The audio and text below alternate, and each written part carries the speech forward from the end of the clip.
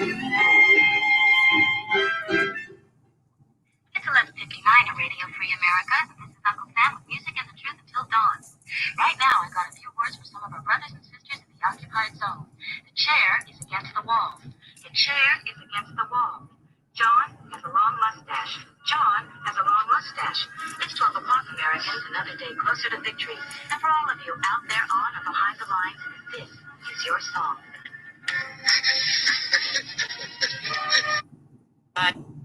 Things at here websites.com. Yeah, welcome everybody to our Daily Gun Show. Come to you live every weeknight at midnight Eastern, and we talk about guns. And let's see, I forget what episode we're on because I set all these up earlier in the week, but it's like episode 1000 something. So we've been doing this show for a while. Right now, it is a conversation. It's a place where people can participate. So got some people joining in here right at the beginning. I'll put a link out there if you want to join in, be part of the show. Grandpa was out there earlier. Got Monty out there as well, and Barbecue was out there. So we'll see what people are talking about tonight. And I guess because I don't know if alerts are going out or what, I'll just start off with the calendar. That's what I've been working on this evening. So we had lots of stuff going on with the October calendar. Today is the 1st, so 1st October is the anniversary of Alabama decriminalizing or ending the infringements on using a suppressor while hunting. They did that in 2014. And this is also a big one for Montana, because this is the Montana Firearms Freedom Act, which was from 2009, which was, I think, the first state to declare that the NFA didn't apply to stuff that happened inside of a state. Since the NFA relies on interstate commerce, the concept is if it stays within the state and it never leaves the state, then the NFA doesn't apply. So the Montana Firearms Freedom Act from 2009 is basically the concept that you can just do whatever you want as far as NFA items. And there was some rules, like it had to say made in Montana on it. And it worked for everything except for full auto, but it worked for suppressors and for short rifles and stuff like that. That was your business, basically. So it was pretty cool. I believe that it became invalid after some point, but still a step, and one of those things that we don't want to forget. That's why we have the guncalendars.com over there. Let's see, and like I said, we also had Alabama changing up their infringements, or removing their infringements on hunting with a suppressor. Then we have tomorrow, so Every Second Matters, of course, because it's the second day of the month. That's just a campaign to remind everybody to keep it on our list, on our calendars, I guess, that the second of the month is an opportunity to talk about the second. So, of course, that's every month. Then tomorrow is the anniversary of Ruger's first pistol, the Mark I, back from 1951. So that's the only thing I have. If there's other stuff, always curious, let me know. So Barbecue jumped in, said you were sleeping yesterday. Yeah, as a lame-o and fell asleep. It was like a half hour before you went live. Yeah, I go to sleep all the time. So today I happen to be awake, but I just heard something either fall down or something's happening. So take the show for a second. I'm going to go see what happened in the other room.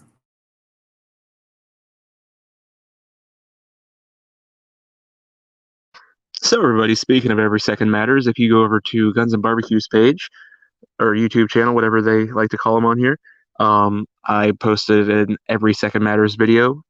If you would like to watch that after the show, Gizzard Gary, I know, also posted one dealing with Every Second Matters today. So if you're curious more about Every Second Matters, you just like to see Every Second Matters videos while we're killing time for G-Webs, and he's taking care of intruders, probably a snake or something like that, that's knocking over cool shit in his house, then, like I said, go check those out after the show.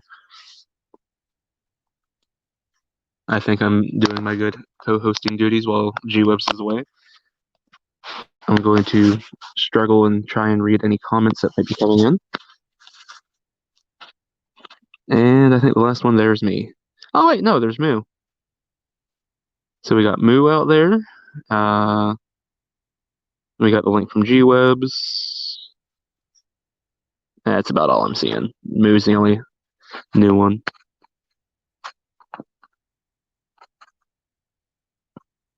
Yeah, thanks. So, see if anybody shows up. Thanks for what are you talking about? Every Second Matters or something? Yeah. Just plug that I had made a Every Second Matters video today, and I saw that Gizzard Gary did as well. Yeah, maybe with everybody out there getting what do you call them things, the 2A patches, seeing what it's all about or something. Maybe more people will see more people pitch in. But I seen yours, and was it Gary's? I seen somebody else's, I thought, or maybe that was a picture. But did Kingpin maybe? I'm not sure. Wild and Well Armed did one for Patch.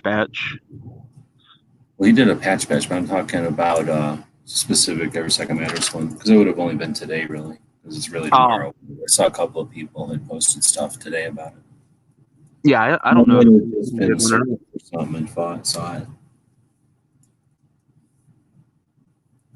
I just recently started getting notifications for Kingpin. Him, Midnight Range, Black Cat Outdoors, there's a couple others.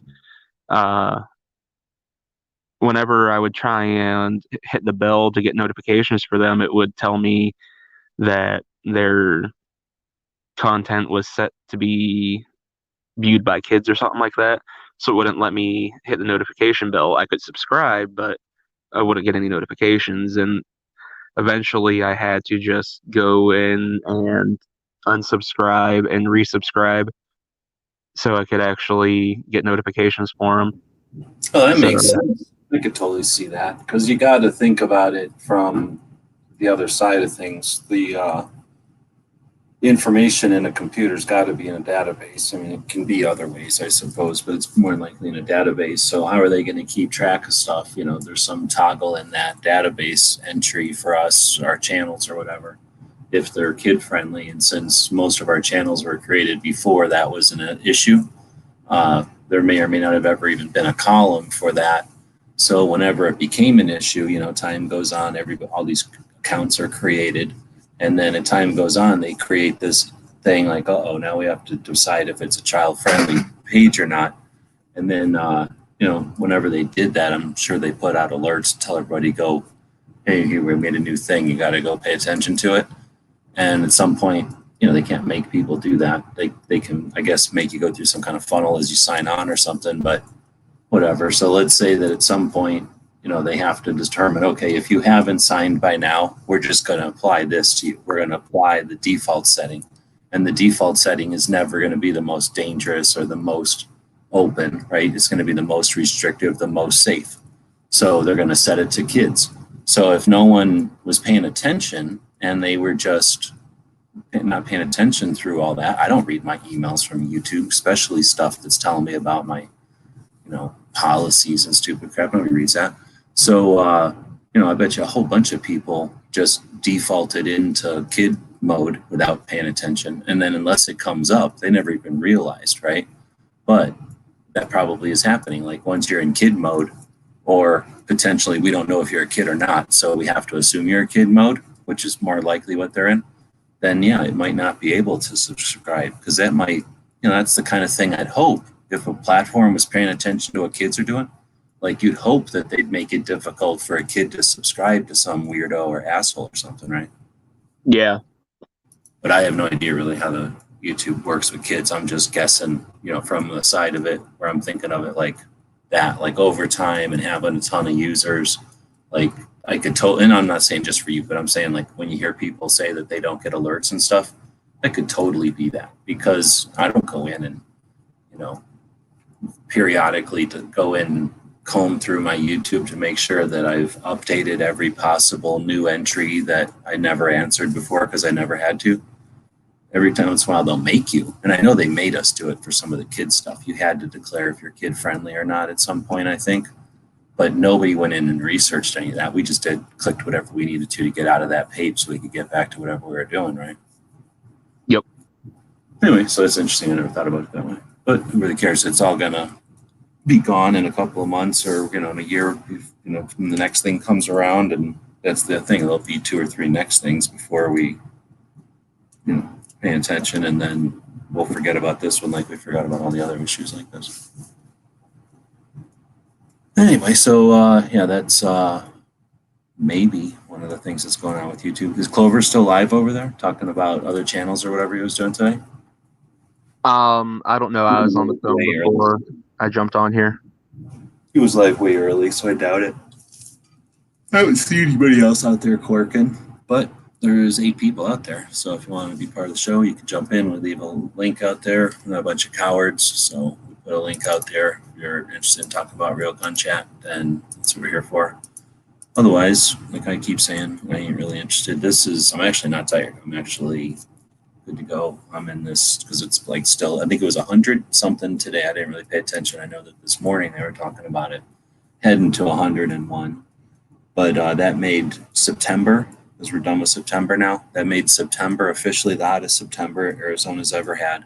And that makes this year the hottest year Arizona's ever had. And of course, today being 100 makes that the hottest October. So we're breaking records out here for heat. But for me, I'm still, like I say, this is like, not really, I guess it's kind of like noon for me. But I kind of got into whatever you want to call a routine here, where I pretty much quit drinking coffee here, and then I'll just fall asleep in time for when it gets hot, and then I'll wake up a bit before the show. So, like I say, I don't mind doing the show. People on Patreon want the show, so I'm doing it. But I'm not gonna bring a script to the show and talk about stuff we're supposed to talk about. So we'll talk about whatever. And I'm having to say this every day because I don't know why. At some point, I'll quit saying this and we'll just do something else. But that was a long time of me saying stuff. We got 9 people out there. It was weird saying stuff like be part of a conversation to 9 people that ain't part of a conversation. So I guess I'll only say it 3 or 4 more times. See if Barbecue's got anything to say, and I guess we'll be out of here in 15 minutes. Pretty good. So what was the weird noise? No idea. I found a box on the floor that was empty, so that makes no sense. Maybe just gravity or math or whatever. It was sagging just enough to fall off. I have no idea why that. There's nothing in there. No, the door's closed. There's no wind in there. So I don't know why. Something shifted and it decided to fall down. Dog didn't do it. She's in here. So.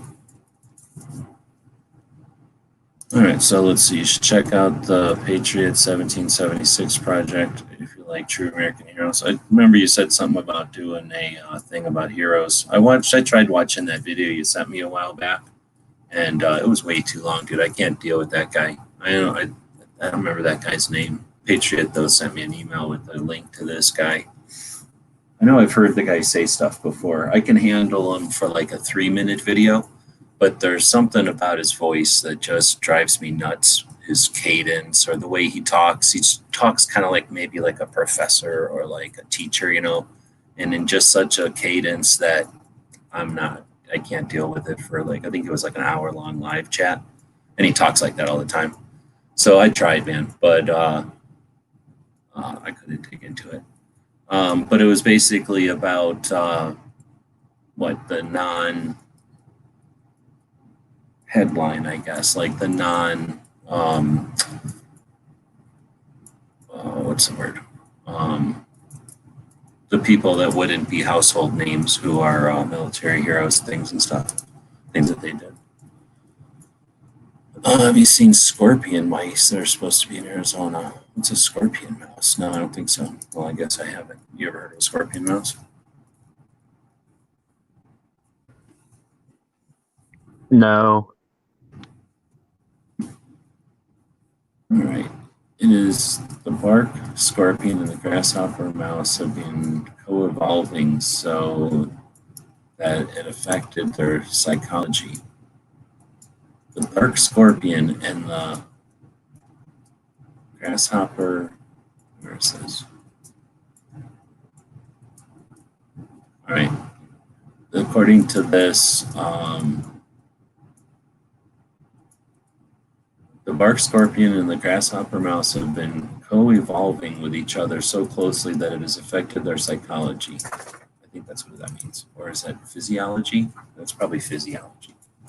The scorpion uses its stinger to inject toxins into the nervous and muscle tissues, which causes disruption in the animal's sensory system. However, as the scorpion stinger evolves to become more toxic, the mice evolve to cope with the toxins. Therefore, the grasshopper mice have sensory neurons that have evolved to reject the toxins and prevent pain signals. Researchers now know that the grasshopper mouse barely notices the intensifying sting due to the mutation in cellular pathways that controls their pain response. Due to the normal house mouse, the grasshopper mouse, or compared to a normal house mouse, the grasshopper mouse has one more amino acid in the protein making up their sodium channel.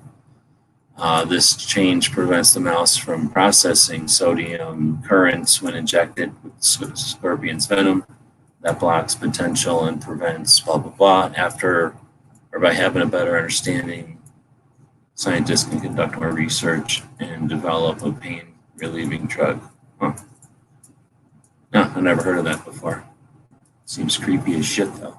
I guess I was thinking that maybe like they're doing it intentionally, but it's probably because they're hanging out in the same place all the damn time. Probably. I said that like there's a snake that I heard about the one time that it gets hunted by birds a lot, and whenever it's under attack, it can just detach part of its tail, and then the bird or whatever is attacking it will try and go after the part of the tail that's wiggling, and then the snake makes a clean getaway. Well, I've seen lizards do that. I never thought about that, but the tails do wiggle around and stuff. And I've seen lizards when you try to pick them up, and their tail falls off. And you're like, dang it! I just dropped them, ripped my tails, and my lizard's tail off. And I've seen people do that, and then the tail wiggles around. And I never thought about that, but yeah, that's probably so that whatever the dumbass bird or whatever is like, oh yeah, here's the living part. Like I won't bother chasing that other part that's not in front of me right now. It's not running away, basically, or that is running away. Oh, so scorpion mouse can be stung by a scorpion and eat them. It doesn't. The scorpion mouse can be stung. Oh, you're saying when it eats the scorpion, it doesn't kill him. I guess that's true too. They don't talk about that on Wikipedia or whatever I'm looking at here. There's better things than Wikipedia though for this kind of stuff, for like bugs and critters. There's specific things probably run by schools or interested people that I've found in the past that are way better than this usually. This is probably reading off of one of those actually, this Wikipedia that I'm looking at. But I don't know. I think I've seen grasshopper mice for sure. I wonder if that's every single grasshopper mouse, or if that's just, like wild ones or ones that are, it must just be some of them. It's got to just be ones in a given area that are under high threat from those scorpions. But then again, if you're talking about, I'm guessing people keep these as pets as well.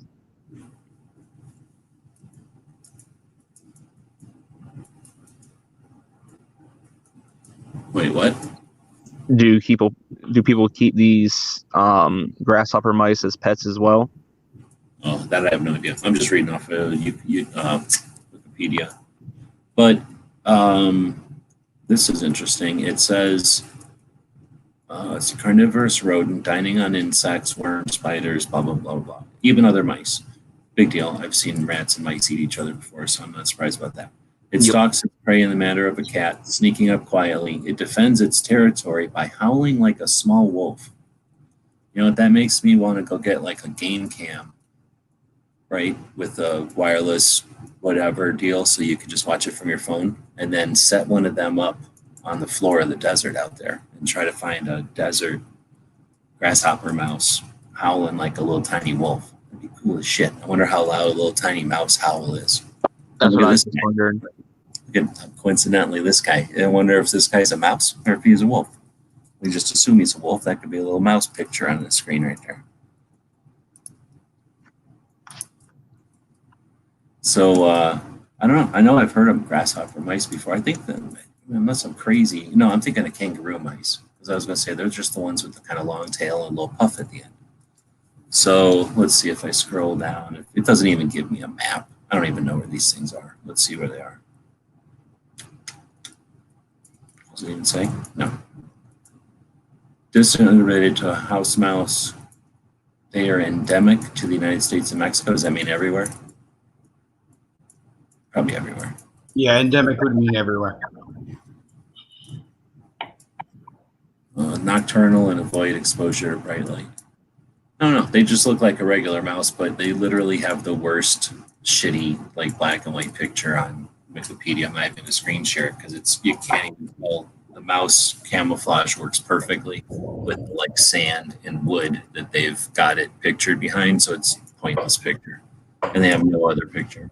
And they go, grasshopper mouse eating a beetle, and it just looks like two eyes and ears. So it's a pointless picture. Worst picture on Wikipedia, probably. So no, I never even heard of that. So we're talking about scorpion mice. Anybody else heard of scorpion mice besides Patriot out there? I definitely haven't, but we don't have scorpions, so we wouldn't have scorpion mice. Well, it's just the concept, though, that what's happening is they keep getting stung by the scorpions all the time. So now these, what do you call it? These mice have developed some kind of sodium blocker, blah, blah, blah. So they don't feel pain from the things. So what they're figuring out, it sounds like, is that doctors are trying to figure out how to make a painkiller that isn't opium based, right? It would be sodium based. It would be the same situation that these mice are coming up with. And I guess it's so they can eat the scorpions, huh? So, they keep getting bit, and it's just whatever they want to call it, evolution. They get bit, they figure out how to not get bit so hard or not to feel it. And then the scorpions, put more toxin in, and then the mice figure out how to. Sorry, I'm distracted because if you type in scorpion mice and then you type in howling right after it, there's a shit ton of pictures of these little tiny mice standing there howling like they think they're wolves or something. It's pretty good. So yeah, I definitely want to try to figure out how to get a picture of mouse. It would be a cool pet, wouldn't it? Because then you could get a light, and I bet you would think the light is the moon, and you get your little mouse to howl. They look more like a gerbil than a mouse to me. Like a mouse looks like skinny and long, I guess. These look super fat and like a gerbil more than anything else. With like real long legs. Huh? Like real long legs, like gerbils. But fat and short, like not like a fat mouse, but like a short fat mouse. So that way, like in that way, like a gerbil. But yeah, at least because every time I see this one who's howling, they're standing up on little legs and they've got little arms. So yeah, they must. I don't know if that's longer than a regular mouse or not, actually, but because mice are kind of like little tiny possums or little tiny, what do you call them? Raccoons or something. They can pick up stuff and fiddle with stuff. They're pretty handy. Anyway, so that's interesting. So I guess it's potential type of painkillers that they'll come up with out of them too. It's pretty neat. Maybe if you just went around and let scorpions sting you. What if you let a radioactive scorpion sting you?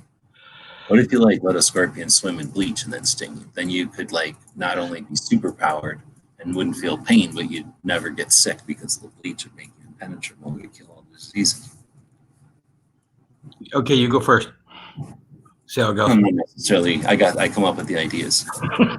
It says Patriots saying on Netflix there's a show called Tiny Animals. The first episode is in Arizona. Oh, okay, shows the mouse howling at the moon. Okay, that's probably what I'm looking at screenshots of because it does look like somebody went to a lot of effort to get this mouse to stand in front of a moon and yell. Yeah, there's a whole bunch of really fascinating things about really small animals. Like a mouse, you could throw it out of a 747 and it would be fine. Really? Just because it's too little to die or something? It's too little. The smaller the critter, the further it can fall. Yeah, like the gravity can't hold it enough to actually kill it or something. Like it can just spread its. Yeah, it never hits thermal velocity. It just Crazy. Walks off.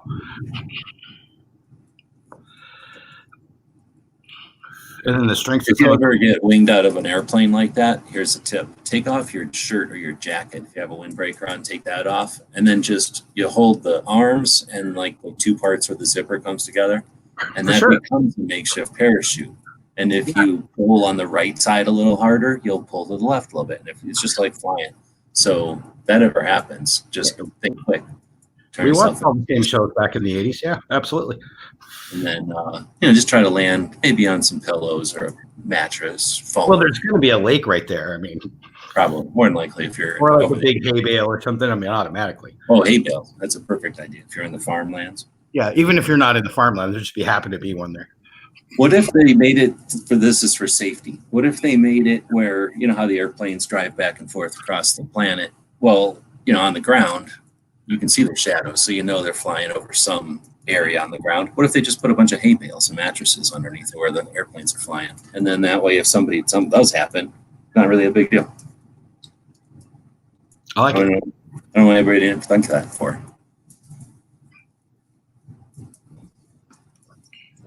Well, I don't have to worry about it because I don't get in airplanes. Maybe even more people. We're going to start talking about guns. So we got 11 people watching, and we can talk about guns. So let me go back to the calendar. We got the Ruger Mark I being invented tomorrow, 1951. That's always interesting because Ruger's interesting. He's got, the Sterum guy died when he was like 20 something. So that's interesting. They start a company, the guy dies.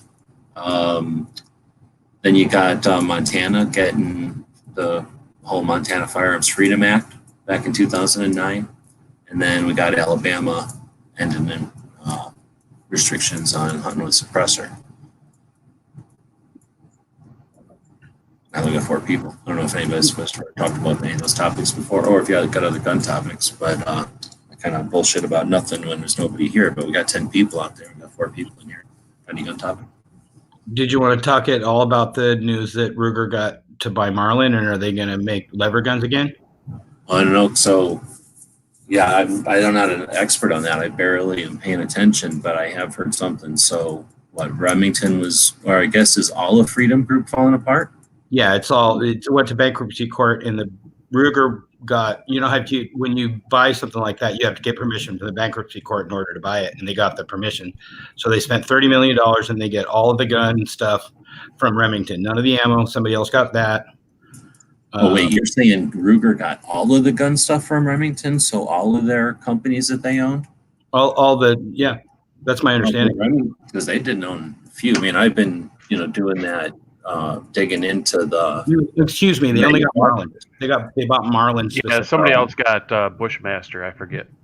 Because there's like, I think there's Savage in there, and some handguns, Bushmaster, yeah, there's a bunch though that have been, every time I'm finding one, it's like, I start in Connecticut, they move to somewhere, and then they move to to Remington, and so anyway, but going back to Ruger, they're getting Marlin.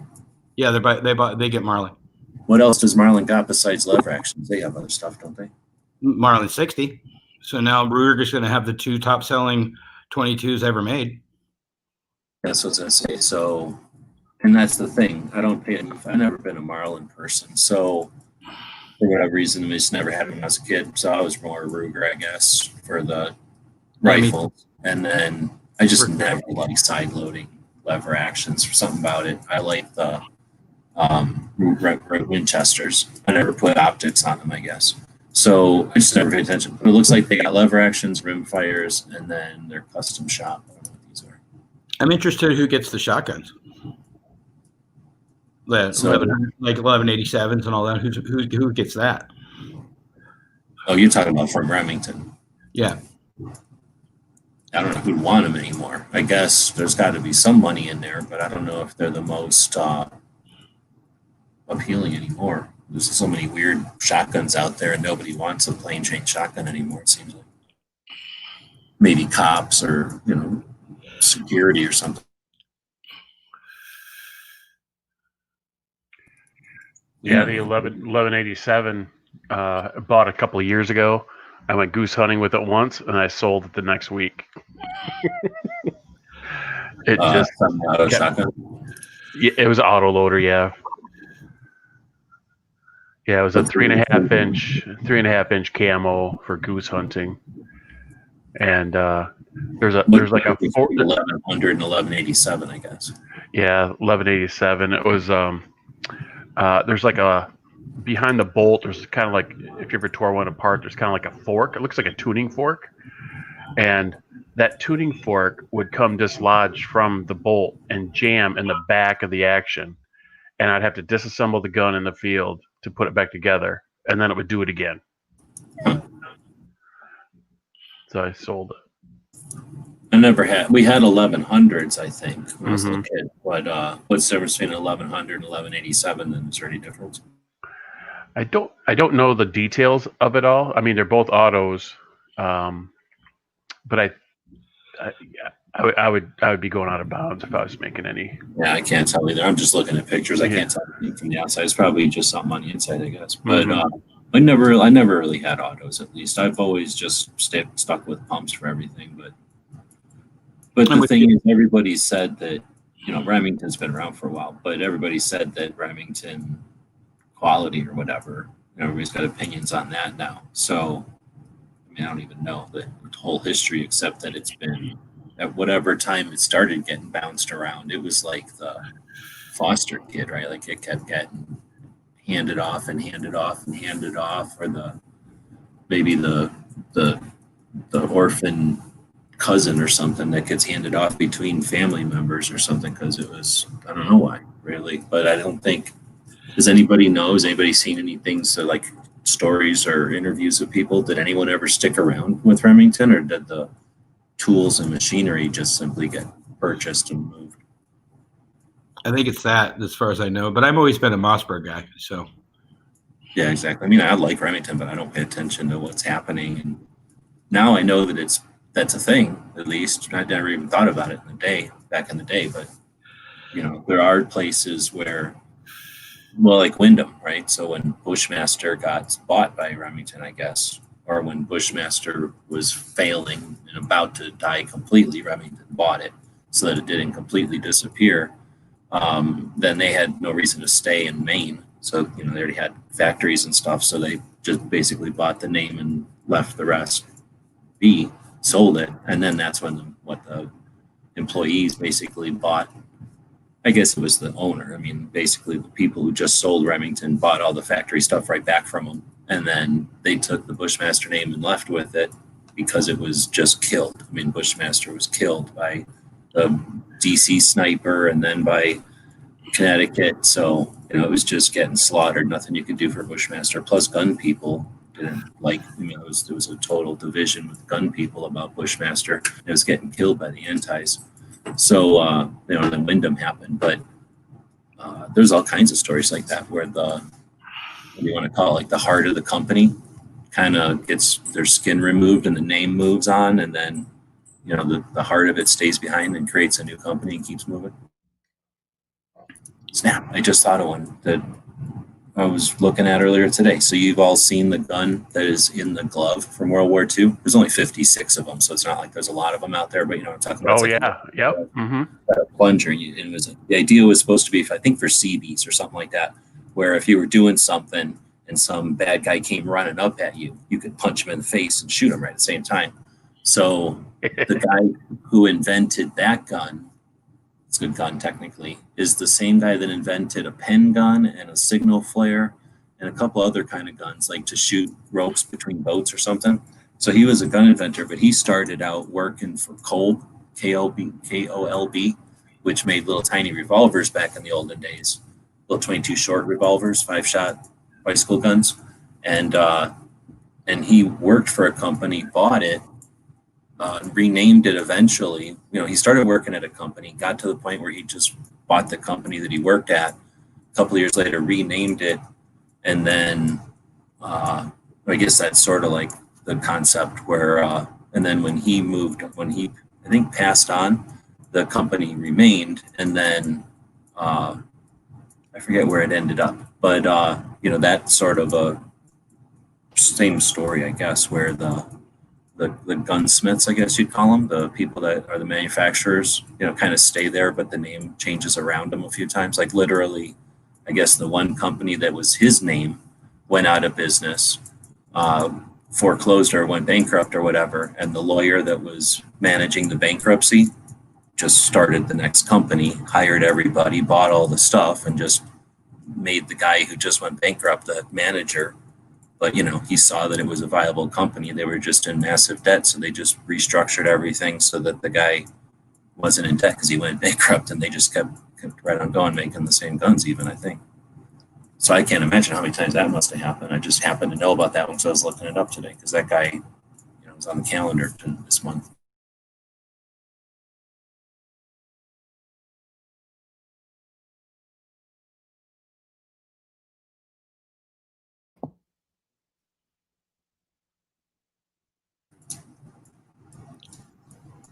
Do we think that maybe Ruger's doing the same thing where they just bought the name, not bought the name Marlin? Because I don't think they're going to keep the factory. They have their own factories.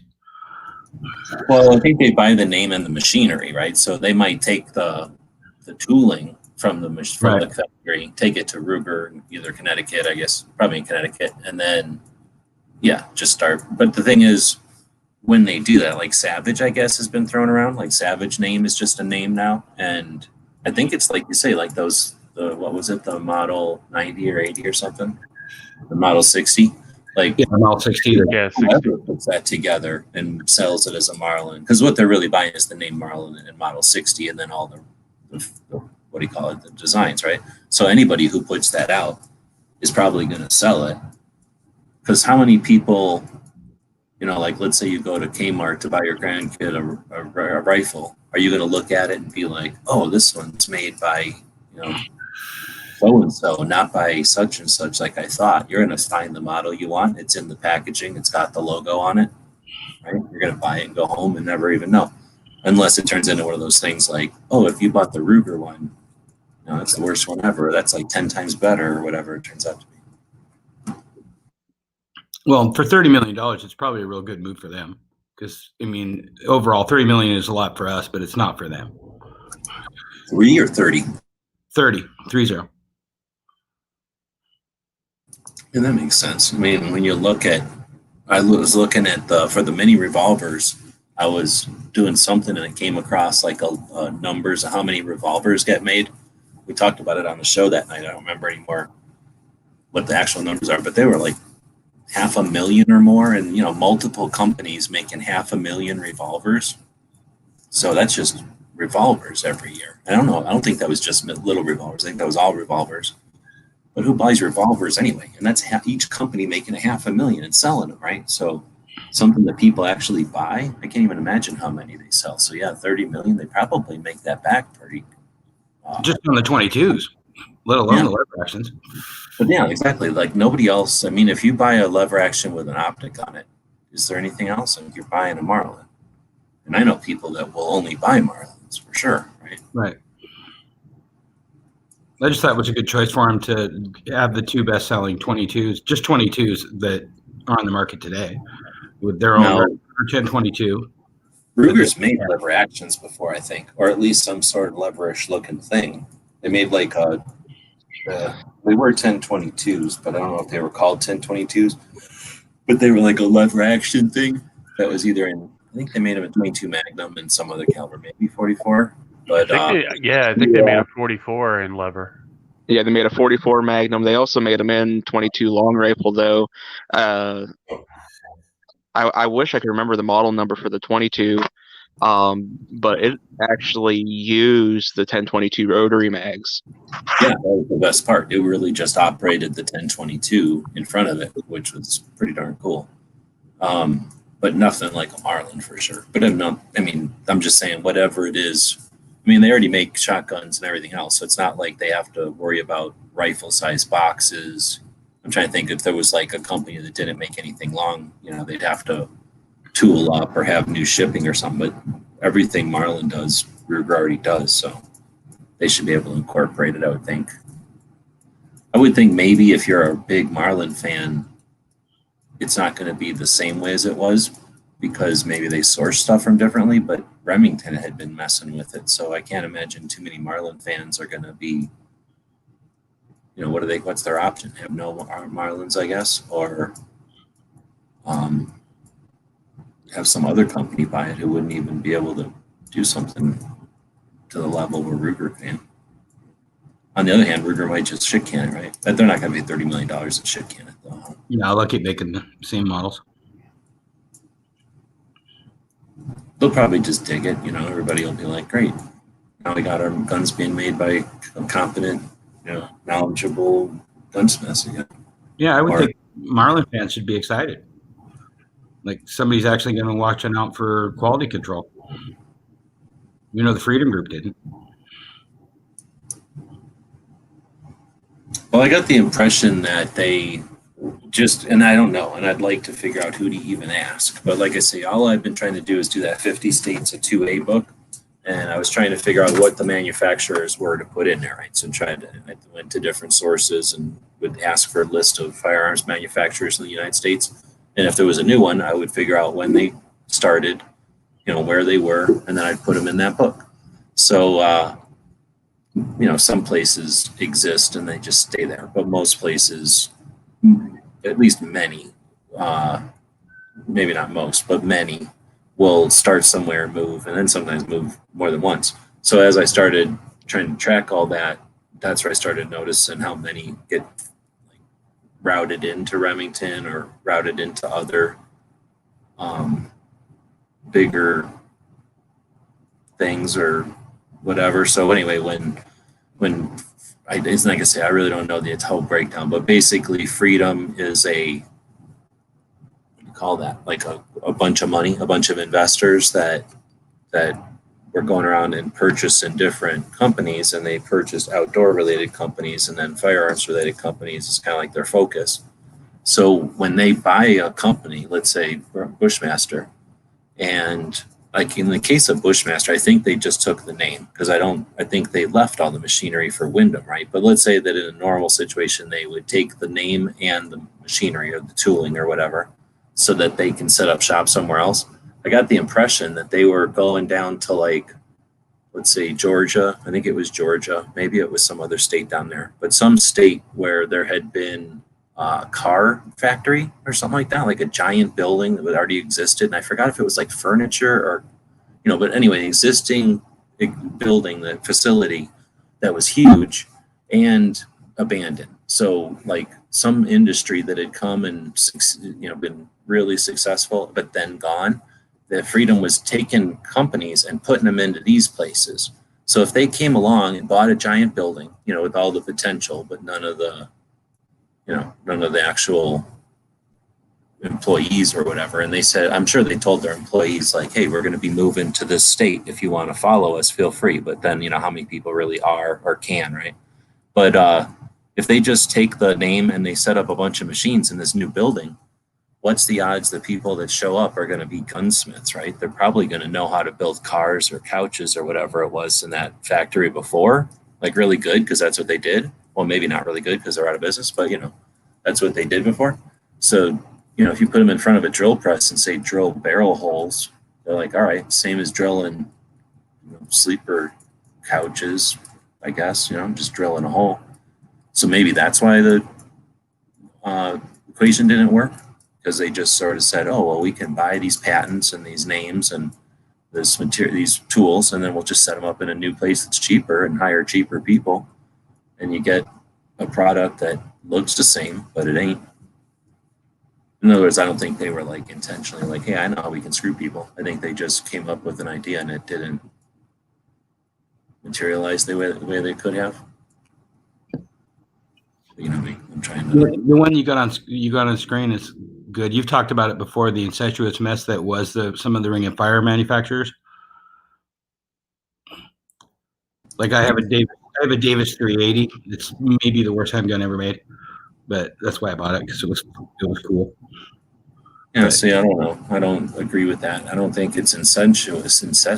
The dad was in 1968 saw that there was still a demand for the guns that were now restricted by the Gun Control Act. They couldn't be imported, and because most of from what I understand now, after this is beyond the research I did back in the day, but he was an aviation parts manufacturer, and most of the aviation had shifted from California to Texas. So as aviation was leaving, his demand for parts was reducing, and he was finding out that these guns were in demand from his friend that worked in a gun shop or something.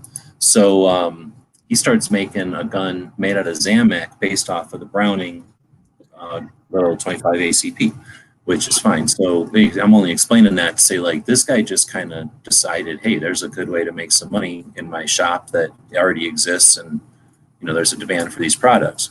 So he starts making these little guns, and they start selling like hotcakes. So his son takes and makes another factory and makes the same gun basically in 22 instead of 25. So I don't know if that's incestuous is all I'm saying, because I think that means, like, what's that word? How do you say this word? Incestuous. Incestuous. That has like a negative connotation. I would think of them as symbiotic, because the son starts making 22s, the same gun in 22 instead of 25, and it could be a smaller gun because you need less Zamac, right? And then the daughter, actually the factory manager from the dad and the daughter get married, and they start a factory making the same gun in 380 and what's 25, 380, and 32. So they make it in a little bit larger. So it's basically, I always call it more symbiotic, but they're often categorized as whatever that word is, because it's the dad, the son, and the daughter. But they were all kind of running in harmony and making fire extinguishers. They were making guns that operate for an amount of time. They weren't making guns that you hand down to your grandkids, and they cost appropriately. They were making guns that cost like $65 for the gun shop. They were $25 when they left the factory. $25 guns in 1960, 71, right? So that's not as cheap as $25 is now, but these, you're holding them up to a Colt or a Ruger or something that might have cost $85 out the factory back then. So different types of guns, since the get-go. But now the friend of the son, that's Lorson. He comes along, and he knew the son from high school. He has nothing to do with the family, but he sees that this is happening, that the 25 ACP is selling like hotcakes, that the 22 version is selling like hotcakes, and that the bigger versions are selling like hotcakes. So he opens up Lorson, and they're all around LA. That's why they get the Ring of Fire name. And then he is not a good dude. That dude, none of them are good. Okay, the son, the guy who is the son making him in 22, he's a horrible human. He's not a good person. So, but that has nothing to do with the guns. I mean, he's a horrible person making a gun, and those guns are just things. The Lorson, his friend from high school, is a dick. He's not a horrible person as much as a dick. He's making guns, and just like a dick would, like some asshole would, he just like remotely makes guns. He just hires a bunch of people to make guns, and then kind of says, see what they're doing, do what they're doing, is what I get the impression, because something like 5,000 to 8,000 guns leave his factory without serial numbers on them based on FBI like investigations and stuff, because that guy was screwing around and just not paying attention to being responsible as a gun manufacturer. So he's Ring of Fire, and because he's in LA at the same time as these other ones, and he's making guns out of Zamac, and people who don't want to pay attention, they're all the same thing, right? Now, it gets complicated even more because the son and daughter have to go out of business because they get sued out of business, and that becomes Davis. No, excuse me, that was Davis, and that becomes Cobra. They moved to Utah to get away from California laws because they're getting sued out of existence based on California laws that say you have to have a safety on the slide, you have to have a safety indicator, you have to have a safety on the receiver. Right? There has to be a magazine disconnect safety. That's too much to add to a gun that costs, at the time, probably $45 when it left the factory. So they get sued out of business and start up as Cobra Jennings had told you he's a horrible human. He beats his wife, and Jennings goes out of business, and it becomes Brico. And then other horrible things happen, and Brico gets, well, basically people leave their kid home with a babysitter. The babysitter takes the loaded gun out of the drawer and shoots the kid he's supposed to be babysitting in the neck, and they sue the company who made the gun, Brico. So Brico gets sued for the most money that any gun owner's ever been, or any gun manufacturer had ever been sued for at the time. And that's because California gun laws hadn't been working in other directions. So they decided to put all their effort at suing manufacturers. So they become a test case. So Brico gets sued out of existence. The factory manager's name is Jimenez. He buys all the tooling and starts Jimenez and moves to, where was Jimenez at? Nevada? I forget.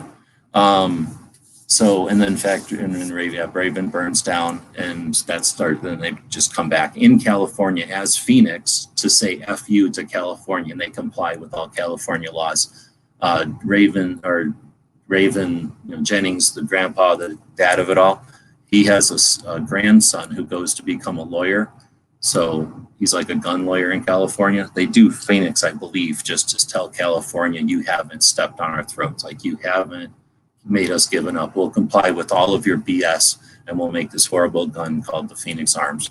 Like, it complies with all California laws. And if they didn't, there wouldn't be a gun that complies with all California laws. It's like the clown car. It's like a bozo car.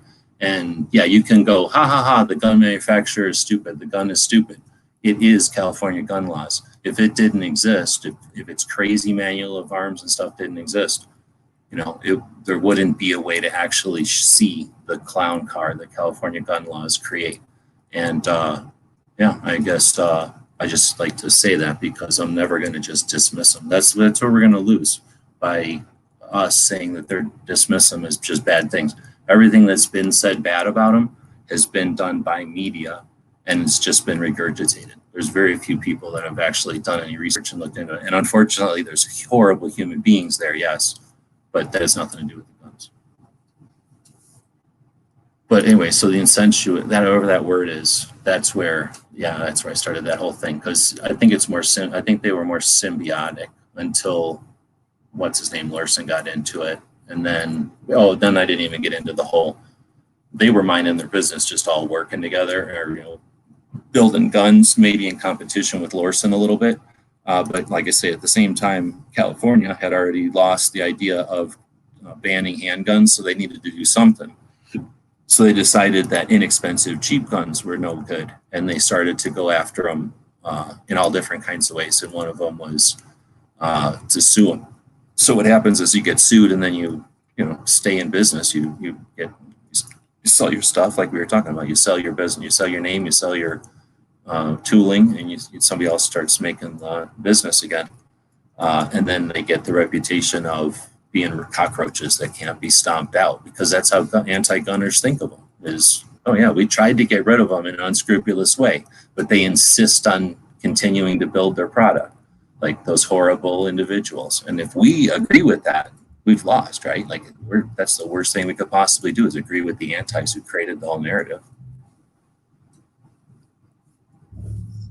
They're pretty much all 25, but they went from everything from 22s up to really 45s. Once you look at the big picture, Davis played around with polymer guns before anybody, and Lorson played around with polymer guns before anybody.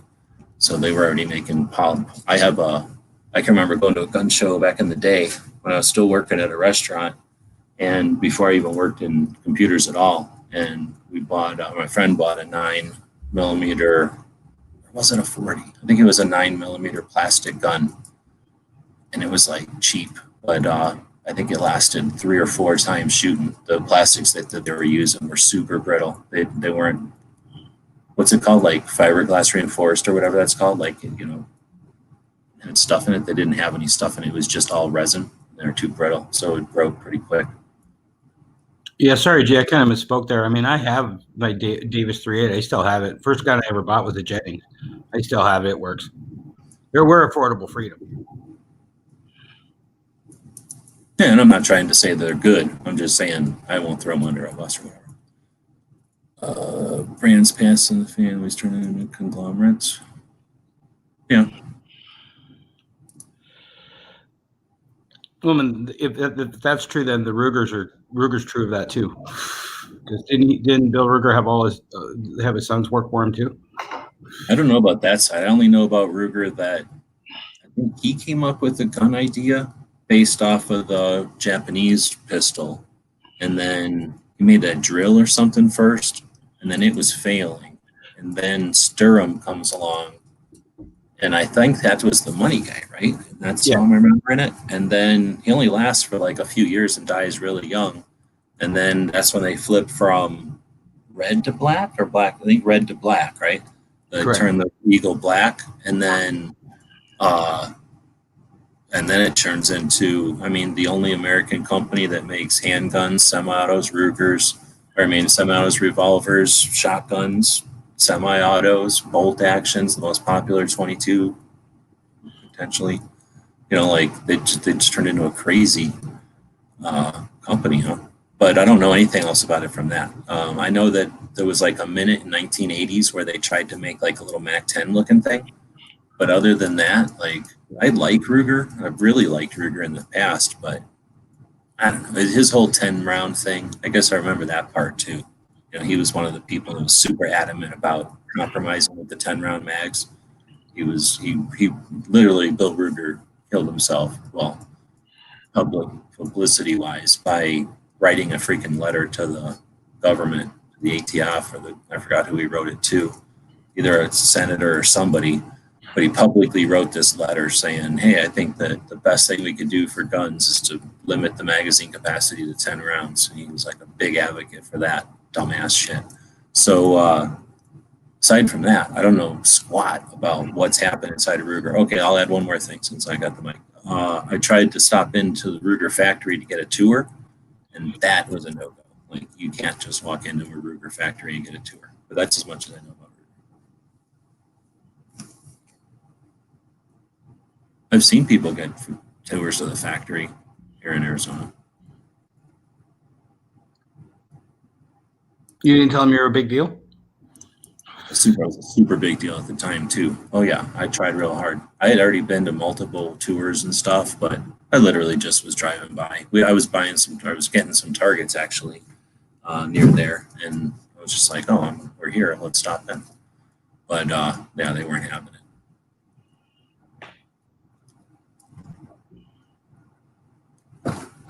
The Phoenix having all them safeties, that's what eventually got me. I was sitting there doing a review one day, back when I was still doing gun reviews, doing a review of them, and the review was like, man, this thing's stupid. Man, this thing's stupid. This is a gun that a friend of mine kind of let me have to do a review of, but it had been passed around. There's a couple of guns that we passed around, and this is like our $50 gun. Like, when somebody needs $50 or $100, you know, we just pass this gun between us, and it's a Phoenix with an extra barrel and a couple of mags. Somebody got it from somebody that worked at AOL. So we've just kind of had it for a while, and it's all right. I mean, it's not great. It's not bad, but it's not great.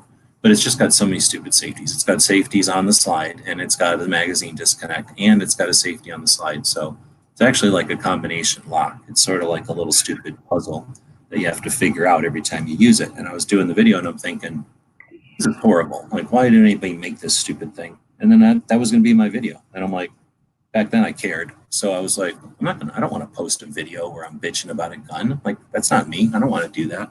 So I want to know why they built this gun like this. What's wrong with this guy? And I literally sat down on like a Thursday or something and didn't come up for air until like Monday or Tuesday, because it was so fascinating. And it changed everything I've done since then. Literally, that was one of my, what do they call them? Things. Well, I changed direction of the channel. Like, I did not want to do gun reviews anymore. I was already getting sick of doing gun reviews. They were becoming a chore, and I didn't feel like I was contributing anything. But after researching that, and it got, people dug it. I think people were interested in seeing something that wasn't just like, here, let me stroke you off and sell you something, or let me show you something that you can never see before. I mean, show and tell. It's either show and tell or let me sell you something. So I was just saying, here's something interesting. And I can't remember when I did that. It must have been probably somewhere around the time that I started getting into 2A as well. So, it all kind of fit together. That basically the concept that really bugged me is that so many of us are ready to discount it's not just Saturday Night Specials. It's not just the Ring of Fire guns. It's those little revolvers from Florida, the Romes and the RGs and stuff. You know, all the little cheap stuff, all the Italian guns that are garbage, the Spanish stuff, all the stuff from South America. There's all kinds of stuff that people slam on and discount, and there's no need to. I mean, it is all firearms, and unfortunately, you know, we don't get to choose what the antis are going to pick up and hold up and say this is good or bad, right?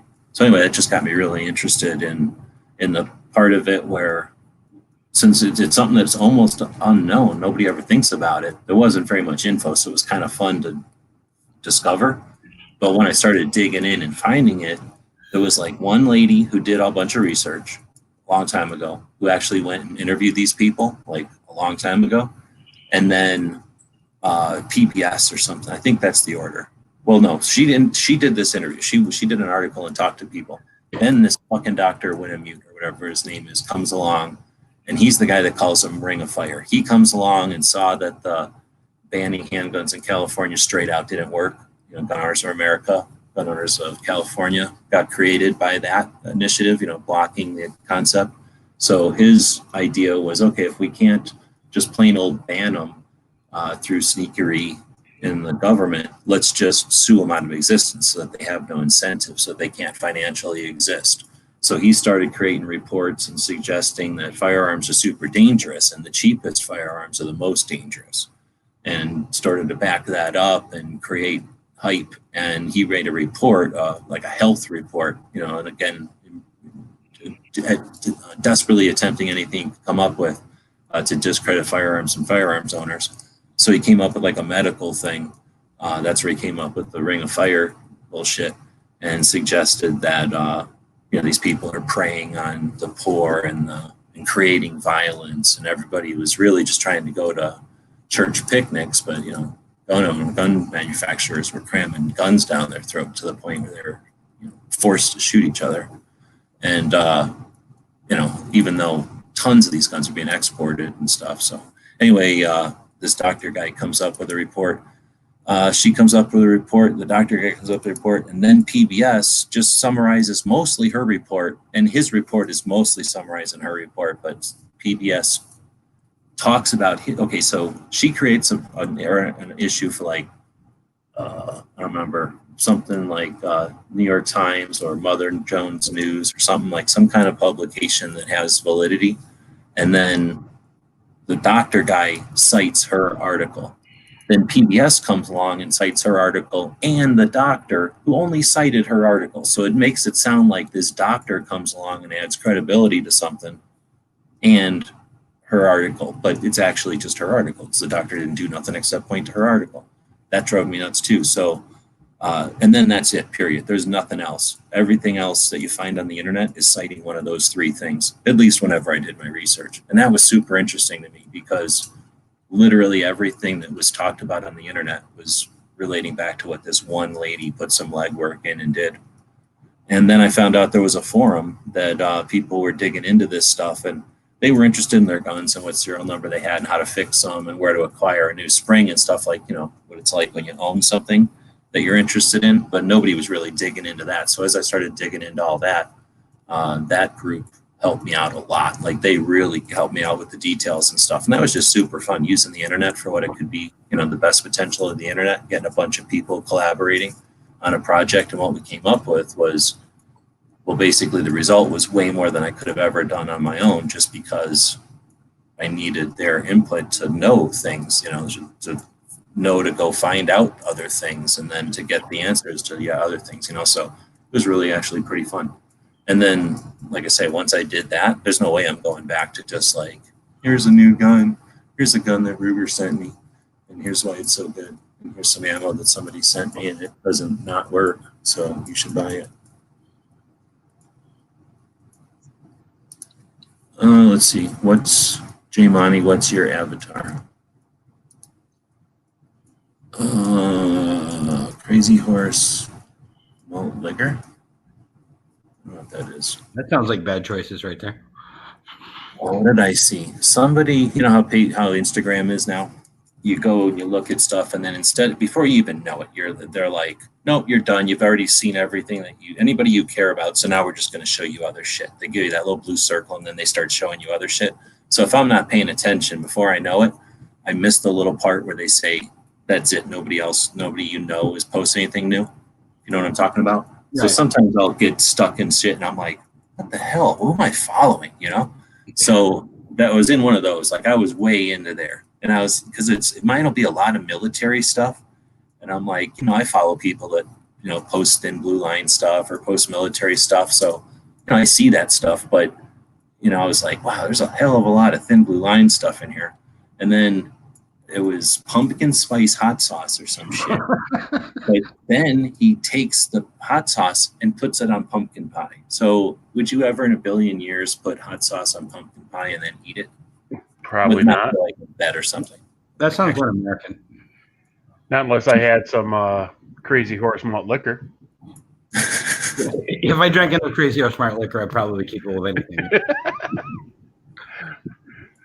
So malt liquor is like, what's the difference between malt liquor and beer? It's like not quite double the alcohol. Yeah, you're going to get really drunk. Oh, is that the only difference? Because I don't really taste much of a difference. It's clear. It's kind of like Budweiser or something. Malt liquor. You're 100% right. From the old Colt 45 days, I can attribute to, yes, that is true. Mickey's and Colt 45 and King Cobra. Works every time. Mickey's is just the taste of bad memories. I agree. But I used to drink those whenever we were drinking or something. I would drink that. I didn't know. I knew there was some difference between a beer, but I never really paid attention to booze enough to. Mickey's had the wide mouth twist off bottles. Those are awesome. What did I get? I can't remember. I got the one kind, but mainly because it was big and you didn't have to go, worry about it. And it was like $2. So if you didn't drink the whole thing, who cares? So and then you had a screw on top, so you could always put the top back on. For me, at least, that's important because I don't drink very fast or very much of it. So being able to put it back in like a cooler to get cold again or something was always handy. And still keep the carbonation. Yeah. Yeah, exactly. It's still decent. And it wasn't that bad. I mean, I'm no connoisseur, so it was no different than drinking a beer or Corona or Budweiser or something to me. I guess I don't know if it had more booze. Like I said, I don't drink enough to pay attention to that. But anyway, so that's some sort of malt liquor like that. Let's see. Flipping back to 22 from Ruger and Marland.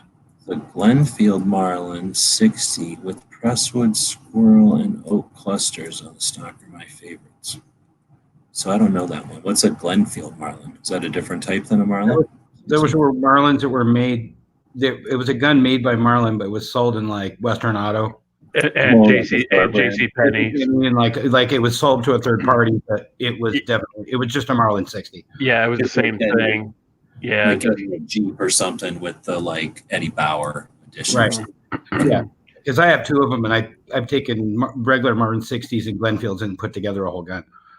Yeah, and they were sold by JC Penney too. Yeah. Mm-hmm. Yeah, nice. Same exact gun. I don't know. We had 1022s, I guess. So I'm trying to think what else I know. I think I shot some kind of. That's probably what it was. It was probably like a Mossberg or what is that other one? Somebody and Sons. But it was. I'm pretty sure it was something like a surplus training gun. Like the kind of thing that they would have given you in basic training just to get marksmanship skills before you got like a real gun wasting ammo, and then sold surplus for like kids to have cheap guns. Like I think I started on some, I don't know if it's a no brand, but like a no model type of thing like that. It was just like a bolt action with a tube mag. But so I for hours never really had Marlin, so I appreciate the insight on Marlin. I know I had a friend that had Marlins, but that was like talking about it in school. We never, when you're a little kid, you don't get to go shooting with your friends. You have friends that go shooting. You just talk to them at school about what you did that weekend, wherever you happen to be.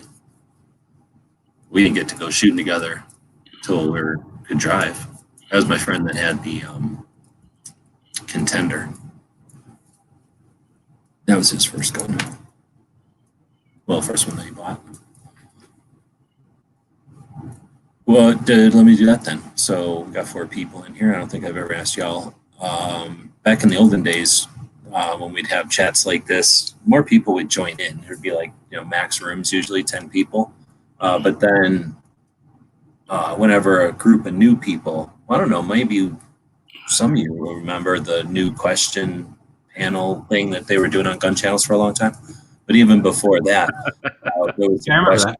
stuff that people would ask. So anyway, I'm going to ask a question. What was your first gun? Let me say it this way. What was the first gun that you saved up for and bought?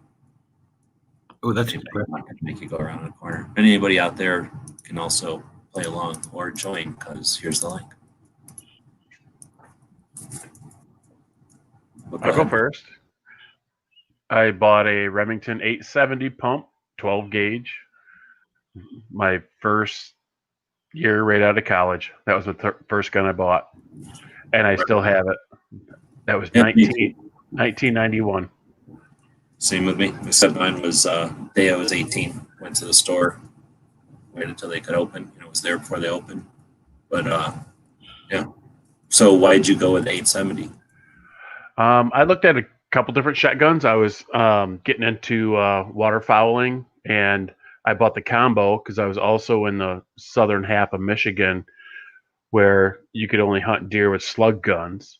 So I bought the combo, 28-inch bird barrel and the 18-inch smooth bore slug barrel.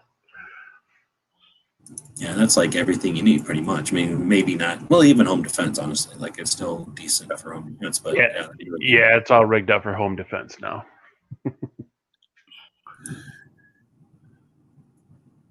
Anybody else? Is barbecue still here?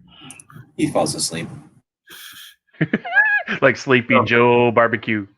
I have the weird answer that you're answering me. The first one I saved up for would be a Mossberg 500A.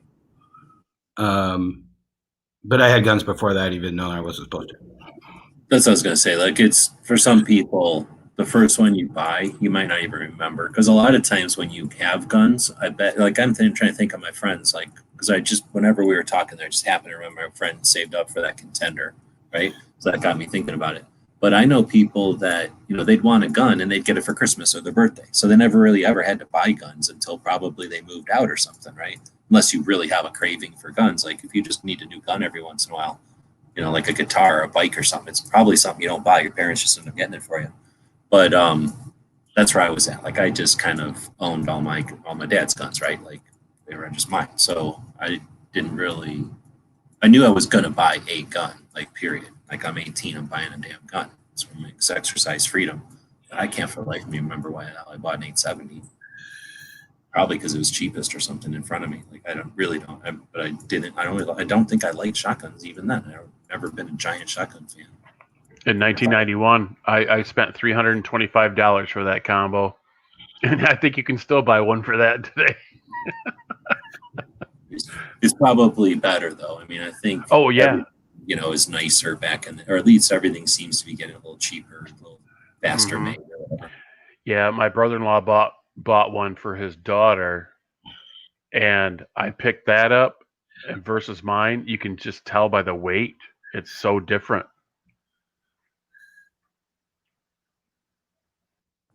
Barbecue, you sleeping or you awake?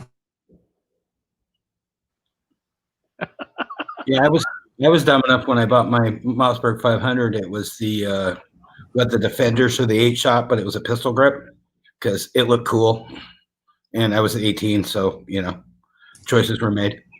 Yeah, those were weird. You couldn't buy them unless you were 21 or something. And then if you bought it in the, what did they call it? Like there was a model for the one. Was it a Persuader? Was the one with just the pistol grip? But if you bought just the pistol grip one, like you couldn't put a stock on it, or there was some weird combination. Yeah, it was illegal to put a stock on it. But...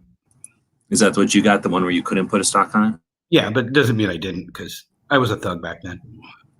Like those that was just the weirdest, like, and it wasn't like the barrel was short. It was just some dumb, like depending on how they sold it or put it on the form or something. Remember the floppy forend grip they had on some of those pumps, like the vertical foregrip. it would just like flop around left and right. Remember those? Yeah, some of them. From the factory, you mean? What's that, G? Like an actual from the factory one? I doubt it. Because I mean, aftermarket, I could see some of those being cheapy, but Yeah. I mean, I guess like my 870 was wood. It was an express, right? So it was the cheapest one, and I mean, you could definitely wiggle the pump part. I mean, it was. Oh no, this vertical foregrip would go left or right depending on if you were left or right-handed.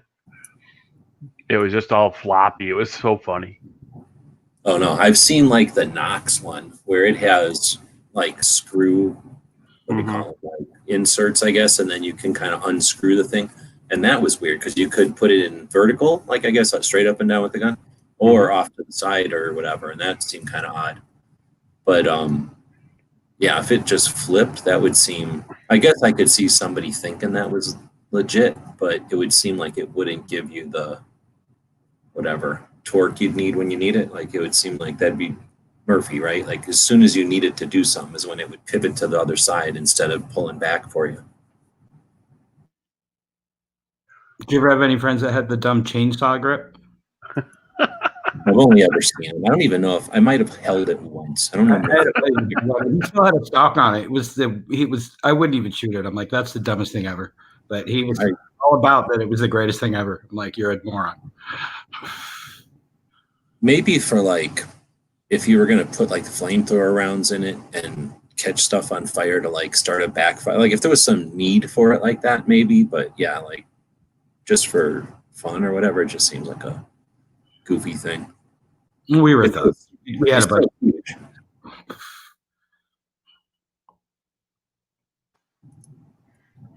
Let's see. All right. What was the second question for the gun channels? No, that wasn't from Gun Channel. I don't remember the Gun Channel's questions. They were like, it was stuff like that, I guess, but I don't remember. Yeah, it was like first gun, and then Knives did mine, and I think the last question was. I think it got up to like 10 or 12 questions. It started out being like the thing, and then a couple of times, at least a couple of times I was aware of, because more than one people had access to edit it, like any of the mods could have edited it. But I know that at least a couple of times I was paying attention. People went in and like refined it or edited to it, added to it or something. So I think it kept growing over time. Yeah, and that's like right. I mean, it's like right when I discovered everything. So I got on this, live chat with Knives and like I don't know 4 or 5 other guys, and they're asking me these questions. And I remember one of them was, "Where did Yankee touch you?" Was one of them. Oh, really? Crazy. Yeah, and I said, well, since I'm a midget hooker, he touched me in the no place.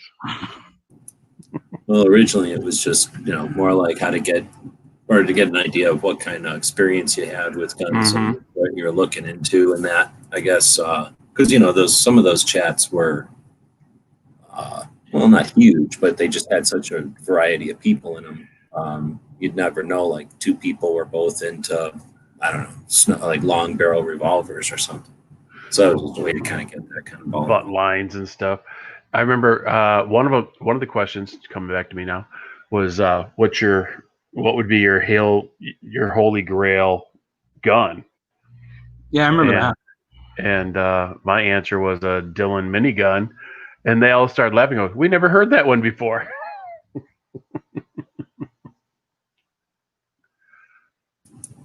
Mine was one that Jeevers reviewed before that. What's that crazy revolver that takes like a bunch of count? Medusa, maybe? Oh, yeah. Caliber, yeah. Yeah. Yeah, 9mm, all those shit. Oh, yeah. Yeah, I think the story there was that the guy who invented it, that Remington, had bought the patent. So I wonder what's going on with that, if that stuff got passed along all these times, or if that's just in a garbage can somewhere, if it's... Oh, man. Please make that. That would be cool. Yeah. That was whenever I did like I said, I did that review on YouTube back when I still cared and was paying attention and stuff. So whenever I did research for that, like there was research to be found, like there was info out there. People knew all about that gun. And that's like, I don't remember anymore the detail, but it was something like Remington bought the patent and it just disappeared. Sort of like the oil or the fuel from water patents that get bought by Ford or whatever. Oh, Gizzard Gary says he has the original list of questions from August of 2017. Well, We'll get in here and read them off, dude. I second that motion. I third it. I vote for Guns and Barbecue. Or you could type a lot. No, that's true. Wait, let me unmute it. He said something about a porpoise.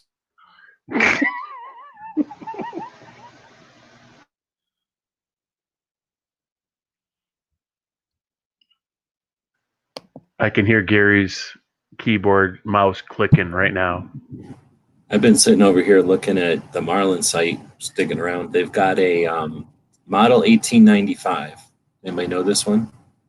Yeah, the lever gun. Yes, it's a lever gun, yeah. I've got a Rossi copy of it. I'm going to close the password stuff that I had open. Is that showing me? Yeah. It looks pretty neat or whatever. I guess if you like short levers that are stocky like that and you don't mind the rail, I guess you could take that off. You didn't like it too bad. But what I like about it is it's 4570. That's pretty neat. Yeah, amen to that. Yeah, and that the lever is a little bit bigger loop than normal. That's cool. Yeah, I'm not a giant fan of that, but this isn't so huge that it's not that giant one. Right. Yeah, and it's not trying to prove nothing. But the thing is, if it was normal, I almost never like them anyway. So this is probably like ideal size, right? Because if they're regular, if they look good for the gun, they're too small, and then my hands get caught up in it. So if you got gloves or just a little bit larger hand, this is probably the way to go. I'm thinking gloves when you're hunting whatever you're hunting out, like bison or something. I mean, 4570, anything, I imagine. Like pterodactyls. I don't know. But that's what I'm thinking. Like having that thing, like if I was going to Alaska, I don't know. There's that what's the place in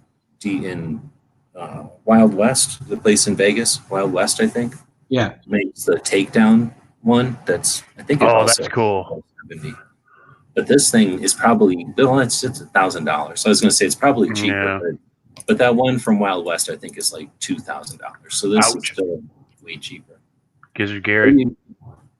But you do get 4570 out of a lever gun. That would. Yeah, okay, Larry's in here. Lizard Larry's in here. So Lizard, the old lizard. Lizard Larry. That guy's from Nebraska. You got the list of questions there, Gary? I do. Lizard would be from New Mexico. I do. Oh. There are several questions on there. It's going to bring me back. Are we on the spot here? Okay. So are you ready? Wait. I'm always ready. Question 1 is, what areas of shooting do you enjoy? All of them. Okay. What brought you into the gun community? Go ahead, Woods. Wait, is this going to one person or is this going to are you doing mine and Woods and tell you what. I'll do it. I'll tell you what here. I tell you what. Yeah. There, I shared a screen there if you want to put that on there. There's mama. That's the original list of questions. You can see them all. I don't know what they told me to, but I saved them. Back then, they said to save a list of these in case you happen to be in the hangout when a new person came, then you could answer them too or ask them too. So we all kept a list of them. That's good. And it looks like it's before they got weird or something. Yeah, where they started asking about midgets and Yankees. Yeah, that was August of 2017. That's about the time I came in there. So it would have been about the first or second time I was ever in the hangout. And Mr. Knives asked me. So yeah, Knives is on mine too. I guess just traditionally it would be more like a new person would show up and then they would ask that new person. Yep, the very first time I was in there, I got grilled by that list of questions. I know. I was all so nervous, man. Yeah, I was too. I'm like, what is this? The gauntlet? here I am trying to get acquainted, and I've got to do 20 questions right I off know. the bat. I know. I was like sweating, man. I was getting lightheaded. I hope I don't mess any of these up. As it turns out, there is no right or wrong answer. Right. Well, it worked though, right? Like it gets everybody familiar with your, like up to speed with where you're at and where you're headed, I guess. Right. What And I was trench? pretty green at the time. I'm still pretty green, but not quite as green as I was. DJ Play Nice says, "Are you in Nebraska?" No, I'm south of you in the great state of Kansas, sir. Yeah. No, I was he's- thinking Lizard Larry is in Nebraska, but I think he'd probably be in New Mexico. Oh shit. And Lizard Larry, he's I was looking at his text a little while ago, and he's going to be colder tonight than I am in Michigan. I'm only getting down to 43 degrees tonight. I'm gonna be plenty cold without a working furnace. Yeah. That's what you So- said. That's crazy. Is the rest of y'all like, is this normal temperature? Is it high or low? Is it normal? For me, it's pretty close to normal. Okay, so we're just having a weird heat spell down here. It's not like the whole country's higher than normal for this time of year. Yeah. So should we answer these questions? I think you should. All right, I will. What areas of shooting do you enjoy? Hunting, target shooting. What brought you to the gun community? Guns. And 2A. No, I don't do any competition. Communist state, now Michigan. Although now the governor is sketchy, so who knows? Greedy Gretchen. What firearms do you own? I don't have enough time. Rifles, pistols, shotguns, muzzle loaders. It was a lot less back then, that's for sure. Oh, for sure.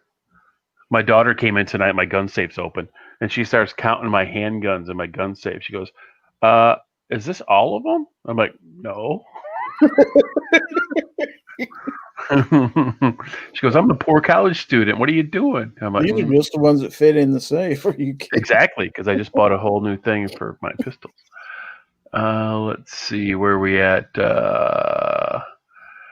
Which of your firearms is your favorite to shoot? I think that's Oh. good though, when people see that you can have a whole bunch of them, and that's not like some kind of weird obsession. It's just like having a bunch of golf clubs or baseball or skateboards. Like name a skateboard that just has one skateboard, right? Like that just gets Right. I mean, now she is going to be aware, I guess is the best word. So if anybody ever challenges her that like, well, I don't trust anybody with more than 10 guns. Like you could be like, she can just naturally be like, that's a dumb thing to say, and here's why. And doesn't have to necessarily say my dad has these guns, but she can be like, I know people that have way more than 10 guns. You're an idiot. Like you are scared of a number that is unreasonable. Oh, Anyway. we're pretty tight. I have 2 kids. One's 21 years old and she's 18, and they both are very into firearms.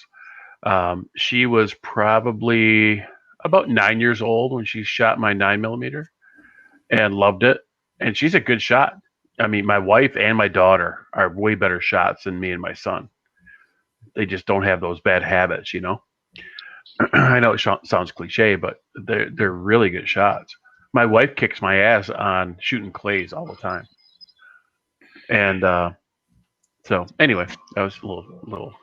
Well, chicks are always cheating by having their center of balance different. Like they have different centers of gravity, so that they cheat by shooting better that way. Yeah, I think so. Yeah, my wife's a lard ass, so that makes sense. Wow. Wait a second. Did she hear that? The other married people don't endorse this comment. Which do you like for pure enjoyment? Oh, we like shooting the 44 mags. All my guns are pure enjoyment. They are. And I got pictures on Facebook and Instagram of my daughter shooting my CX4 Storm, 9mm carbine. She loves that gun. One friend's got a what the hell, something or another Winchester super short Magnum though, and can't remember the name of the number which right now, but whatever it is, that dude won't even sight it in. He has other people sight it in, and then he'll shoot it at hunting. But that thing is not fun to shoot. No, it hurts, man. Like I think the most you're gonna get is like 4 shots usually before Mhm. people are like, no, I'm done with this gun. I forget what is it. 300 super short mag or something. You wouldn't think it because it's like a little, not that huge a bullet, but man, it kicks like just. Well, the recoil impulse of that's got to be nasty. I had a 338 Win Mag, and it wasn't that bad. It might be one of them, but anyway, yeah. Well, that's the thing. Some guns, just whatever reason, like something about it is not so bad. But this is just one of those guns that just was abusive. So anyway, I'm just saying, there's definitely guns that. Do I have that in my safe? Sometimes I have that one in my safe where I would never pick that out and just go shoot it recreationally. Is what I'm saying. Next There's one. some black powders that really ate my shoulder up too. When I was a kid, I only kind of like black powders because when I was a kid, I used to shoot them a lot, and they're not comfortable. Like, there's some really horrible black powders too. Yeah, and the stock on those older, that's what black powders. They're like a really short. It doesn't fit right in your pocket, you know. Like those people were different. I think you know what it is. The people were different too. When I was just thinking about Dragon Man's, he has all these mannequins for the uniforms that he's got, and he mentions that the World War I uniforms, people were just a lot smaller. So if that goes along, then people at the olden days, musket days, were definitely smaller. Yeah, we did a plantation tour down in New Orleans back in like 2003, and all those plantation owners were French, and they were tiny. I mean, the doorways were narrow. I mean, the ceilings were high because I don't know why, but all the shit was like small. Back in the day, one French fry was like a whole baked potato to those people. I have a fry. I'll have one French fry. Just one. Half a fry. Oh, what's the next one? Oh, what guns do you remember shooting as a kid? My dad still has it. It's an old Colt 22 revolver Frontier with pearl grips, and my mom had a I forget the brand. It's not a Winchester. It's a lever action 410. It's like way over 100 years old. That's what I remember shooting as a kid. What was your first gun? That Remington 870. What do I hunt? Deer, waterfowl. What gun do you use for hunting? Well, it depends where I'm hunting. I'm in Michigan, so the southern zone is straight walled or shotgun. So down there, I use either my muzzle loader or my H&R Ultra Slug 12 gauge with Hornady SST sabos. Up north, I use my either my 270. I got an old Remington 270. That's pretty much, or my Glenfield 3030. Educational training, not beyond my CPL class that I took back in 1999. Cost, Dream Gun, Dylan. Minigun. Do I reload? Nope. Have you assembled AR? Several. I don't have any AKs. How did you find gun channels? This is where everybody says Yankee Marshall. You know what? It was. And how I found Yankee Marshall was I went down the rabbit hole of, I think, Hickok and, some other, and I don't know how I got on Yankee Marshall. And it was gun channels or Yankee Marshall. I've had my CPL here in Michigan, concealed pistol license, since 2000. To a local groups. I do not belong to any local 2A groups, although I try to promote our rallies. I go to my gun range and my gun shops with posters whenever we have something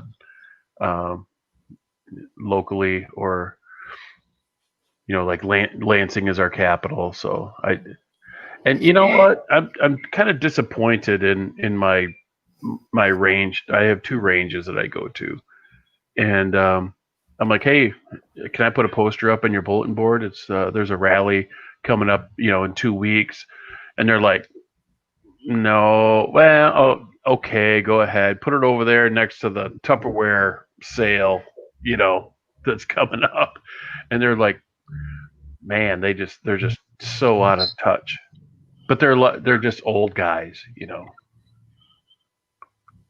And do I have anything I want to plug? No, not really. Well, and it takes somebody coming in and asking and then putting it up there, and then for them to be able to realize that there's no consequence or maybe positive consequence, right? Or for you to find out that there's negative consequence so we can do something about it. But so yeah, thanks for doing that, because if we just go, oh, well, there's not a poster there already, I won't bother. We'll never change. Yeah, yeah. Dave, the firearm guy here out of I think where is he from? Not too far from Lansing.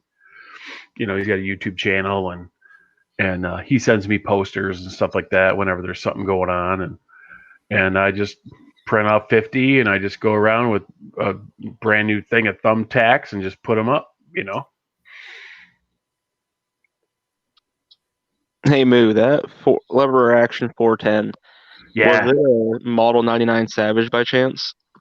I gotta look at it. I wanted to say Winchester, but I know it's not a Winchester. So it might.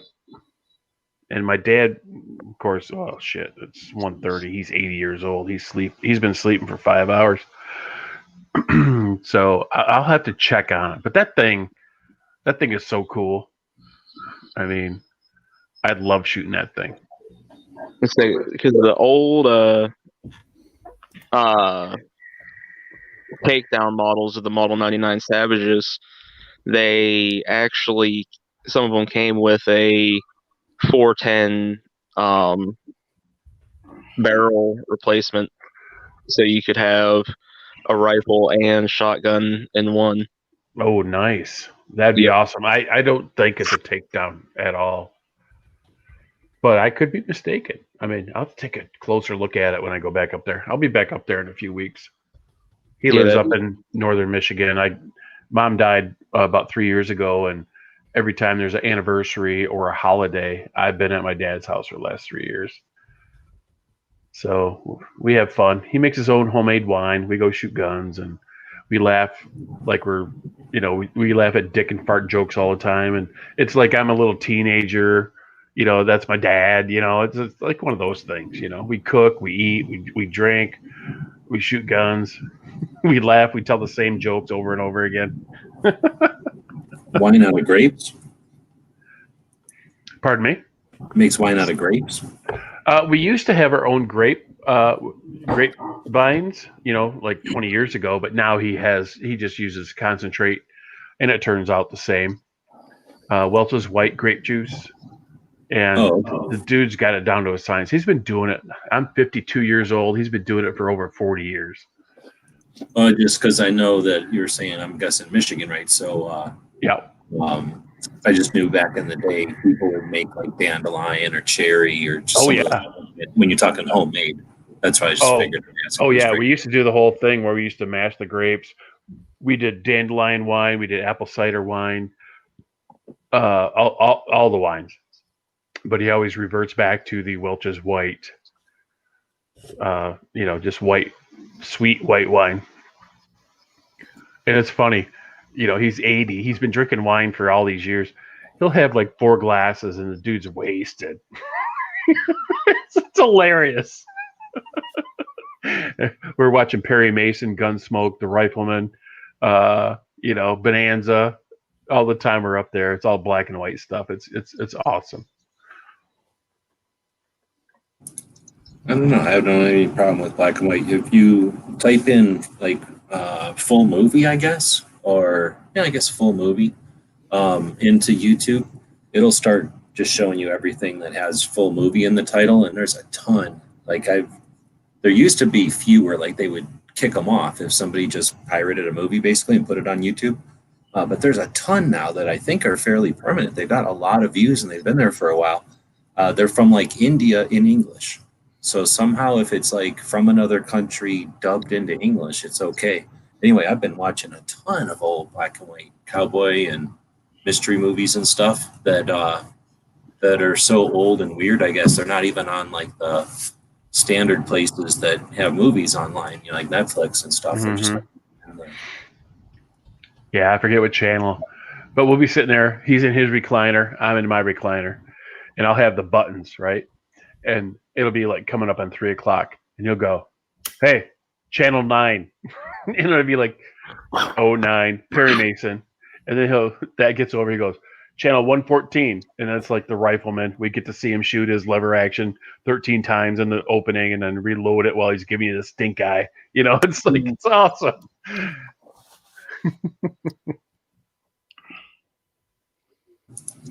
All right, we got a couple ways we could go.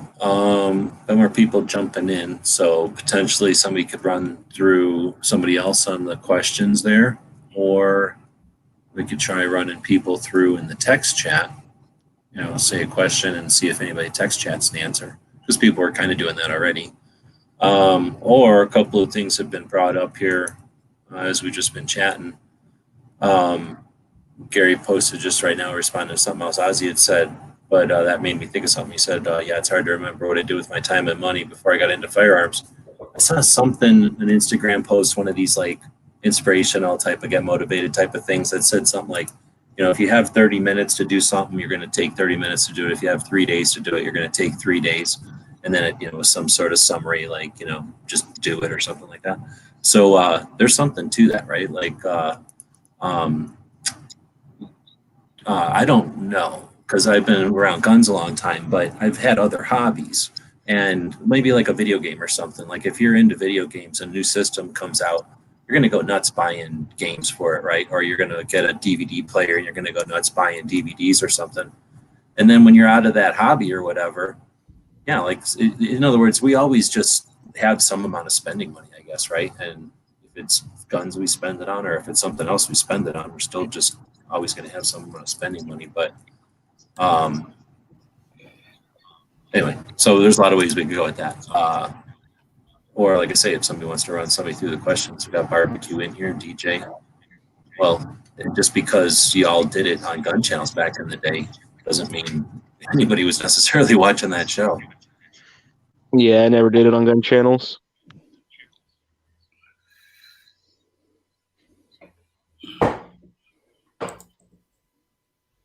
Go ahead, barbecue, do it. It's You're easier if asking the someone blind else guy to reads read it. that? Yeah, plus for him, it's going to be easier if somebody reads it for him. Thanks, Moo. Now I got to get my glasses. At least classes help you. All right, what areas of shooting do you enjoy? I guess target shooting, hunting. Well, I don't even know about hunting anymore. Haven't done that since the whole vision thing, so we'll just go with target shooting for now. Okay, what brought you to the gun community? Gun community as in what we're all doing here right now in this chat, or just guns in general? However you want to define it. Yeah, seriously. Well, let's say if it's just guns in general, I guess my grandfather giving me a BB gun when I was 3. If you're talking about what we're all doing here in this chat, became a Patreon of G-Webs, and I got a link to what I thought was just go watch Daily Gun Show, and then next thing I knew, I was in the show. And after doing that a couple times, G was like, "Hey, you should make a YouTube channel." I was like, "All right, that sounds cool." Oh, snap, I need to start doing that. I'll just send links to this show to more blind people. And then that way Yeah, they'll be like, oh, I can listen to the show on this. Wait, I'm in the show. What? That's exactly what happened too. I was like, "What the fuck? I'm in the show." How did Oh I my get God. in here? The equivalent of leaving the door open or whatever. And then it's like, oh, I got a whole audience of people that didn't know what the hell. They just went in there and did the open door. Sorry, interrupted you there. It's all right. I had a student try to call me on my computer. It's 10 o'clock. It's 11 o'clock. Go to bed. Do you do any competition shooting? No. Are you from a communist state? No, even with what the governor's trying to pull now. What firearms do you own? As much as little detail as you like. A little bit of everything. I prefer revolvers and rifles, but yeah, I mean, I've got some semi-autos. I got, like I said, revolvers and whatnot.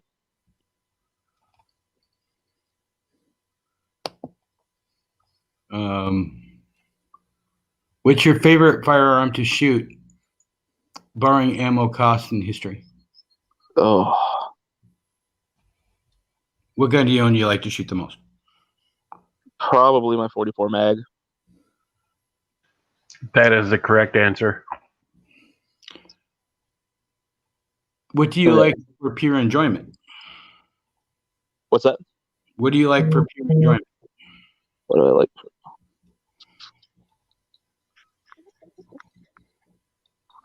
What's it mean? What do I like for pure enjoyment?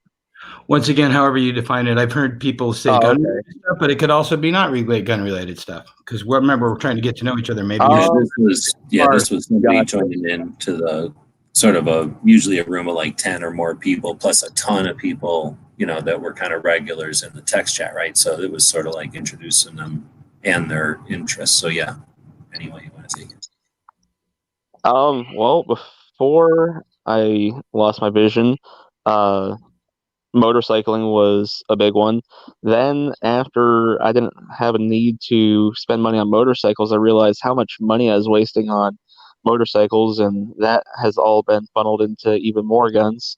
So, yeah, just guns now. What firearms do you remember shooting as a kid? Oh, well, started the BB gun, other the Ruger 1020 when I was probably father passed away and this new Is he roboting for everybody? Yeah, a little bit. Yeah. Hold on, dude, you're roboting. So I don't know what you have to, if you jump back in or if maybe just stop for a second. Because sometimes if you just talk for a long time, the things take a while to catch up. So try starting over. We heard BB guns All right. and 10. Is it any better now?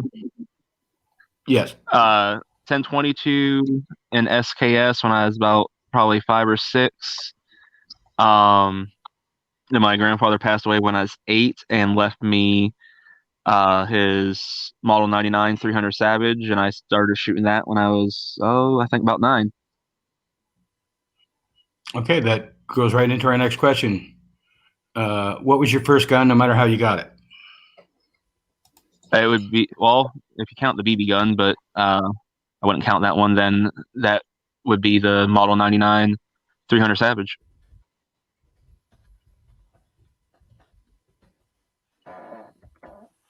I guess the next one says, "What do you hunt?" But not everybody hunts.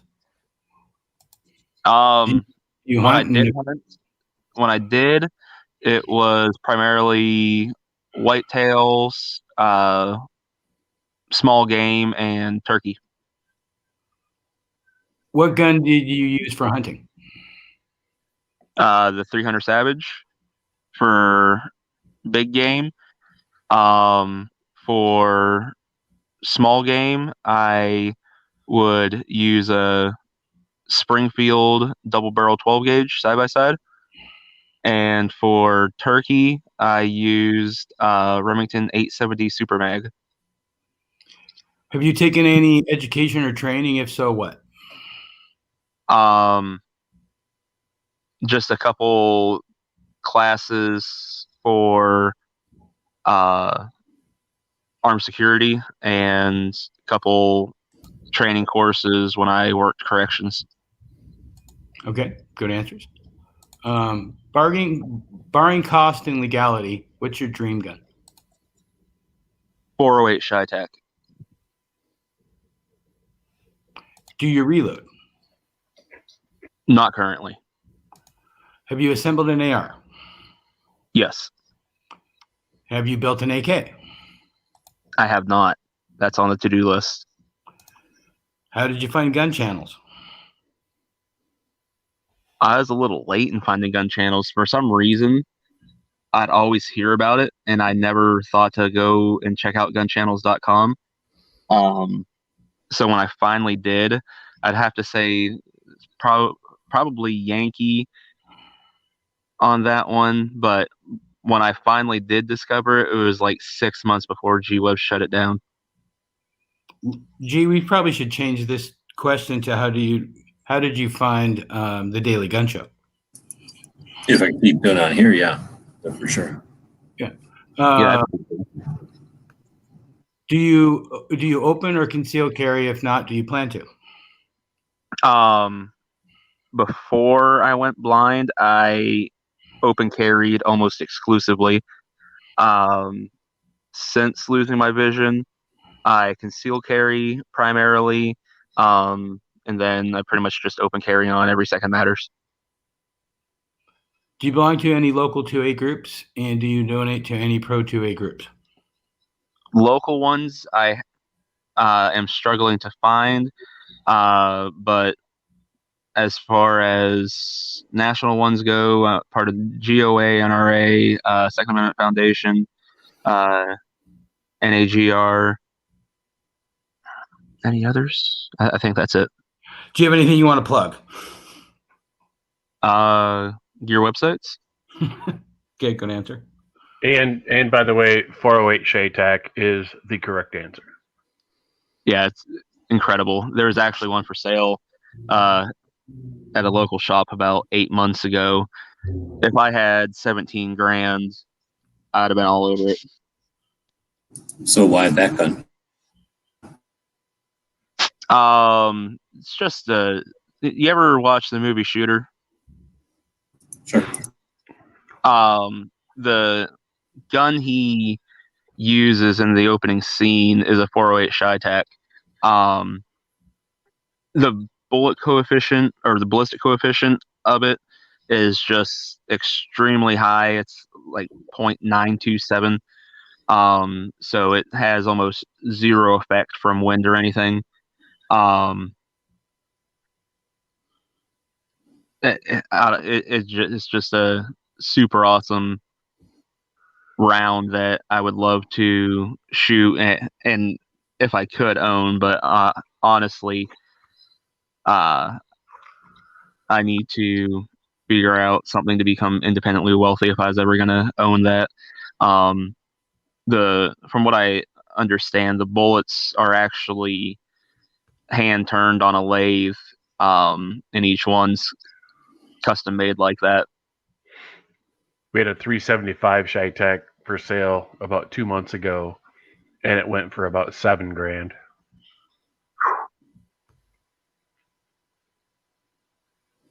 Yeah, that one that was for sale at the local shop, it had a $2,000 loophole scope on it, which I was like, with the price tag of 17, I was like, especially with that scope, I was like, that's actually not a bad price, but obviously there's no way I can afford 17 grand on a gun at the moment.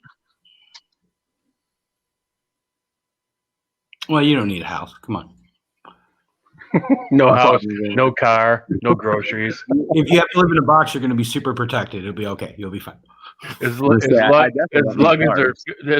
1,500 meters out. Dad, we're hungry. Go shoot the Shytac. You'll hit something eventually. It'll hit you in the back of the head because they go all the way around the world. I don't think I've ever heard G-Webs do these answers. Oh, snap. I probably did them whenever they first came out or what, but I don't remember when that was. So, G-Webs, how'd you hear about the Daily Gun Show? He'll get all cranky with me. DJ or Gary? Who's up? Up for what? Answer the questions again. Again? Okay, I'm game. Yeah, but some of the people in here probably didn't hear you do it in 2017. Pretty sure they didn't.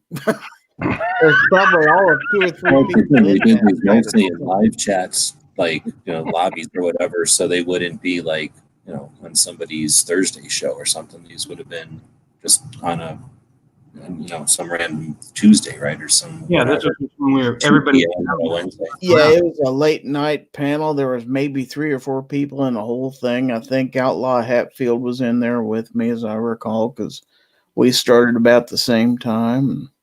Oh, okay. Because a lot of times these would get pulled out when it was a big crowd, and so you had a different experience, I guess. Yeah, Like, this was a real small crowd, kind of like you'd call it an intimate experience. That sounds weird anymore, but it's what. Especially when you're having it for Hatfield. But anyway, Yeah, it would have been, except for the candles, it was. I'm assuming there was mood music too. But okay. Is incestuous. What areas of shooting do you enjoy? The most probably just shooting handguns at the range and stuff like that. I'm not much for. I mean, I did when I was a kid. I used to shoot clays with my dad, but I never was very good at it and stuff. And I don't. So at the range, short range with pistols, pretty much. What brought you to the gun community? The fact that I had just gotten into guns a couple of years before, and I was kind of interested in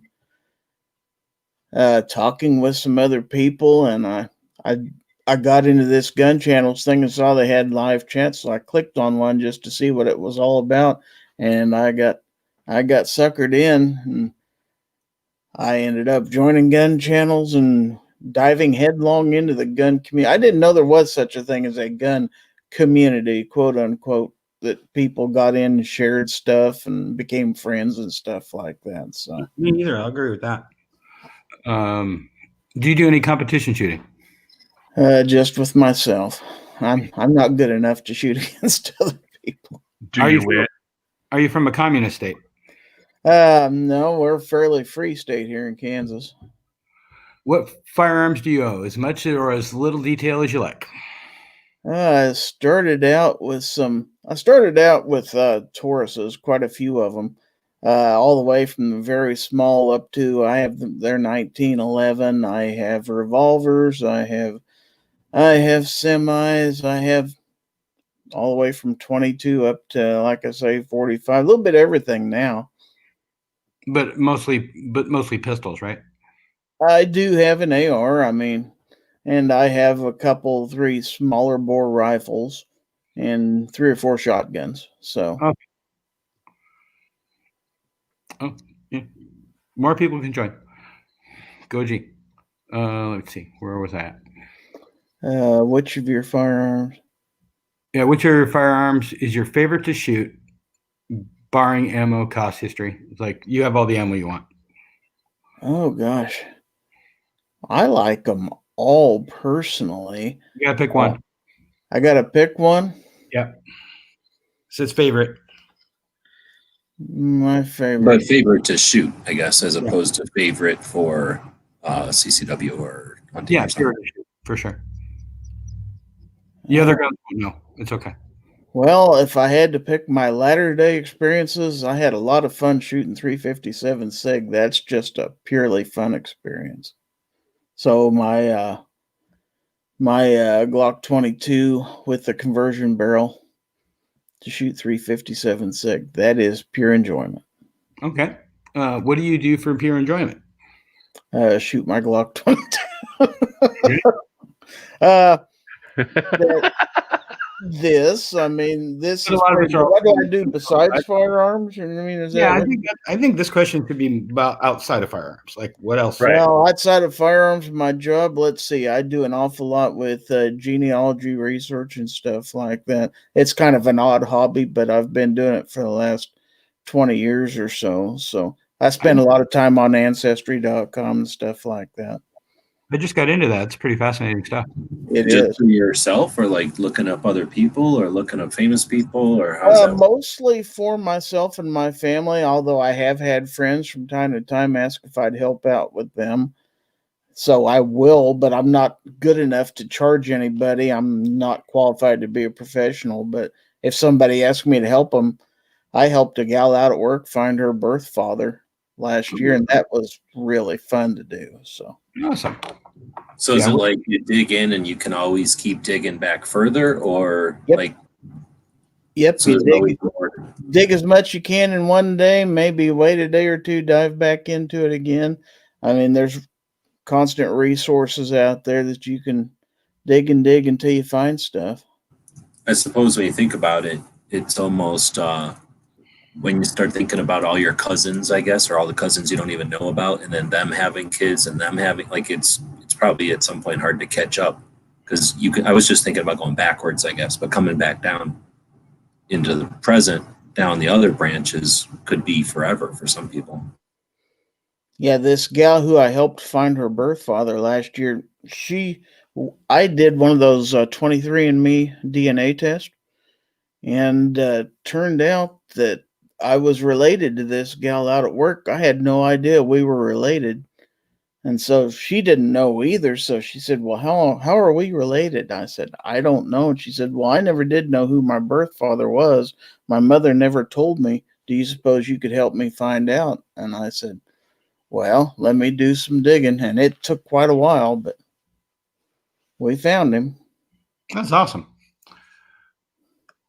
What firearms do you remember shooting as a kid? Well, my dad had this Mauser 22 that he sent home during World War II, sent home to my mother, and bolt action single shot. I shot that. That's when I think the first real firearm I ever remember shooting. And then, of course, when I was probably seventh or eighth grade, I got a 12 gauge shotgun so I could go hunting with my dad. Still have it, and my dad's, by the way. So those two are the ones that come to mind. What was your first gun, no matter how you got it?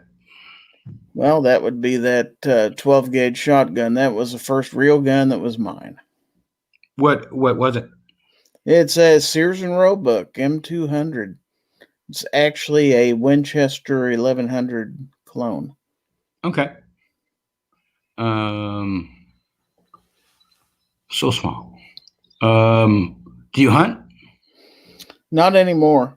I used to, back when I was up until about my mid 20s, I hunted birds, quail, pheasant, stuff like that. Right. And so that answers the next question. Did you use the gun you talked about to use for that hunting? Yep. And do you have any education or training? If so, what? All I have is the concealed carry class that I took back in 2015. Okay, barring cost and legality, what's your dream gun? Well, I've been asked this question many times. I suppose a really nice, shiny, expensive 1911 would be pretty cool. Okay. Do you reload? No. Have you assembled an AR? With some help, yes. Have you built an AK? No. How did you find, I'm going to say the Daily Gun Show? How did I find the Daily Gun Show? Well, after being part of gun channels for any length of time at all, you knew that the Daily Gun Show was on every night.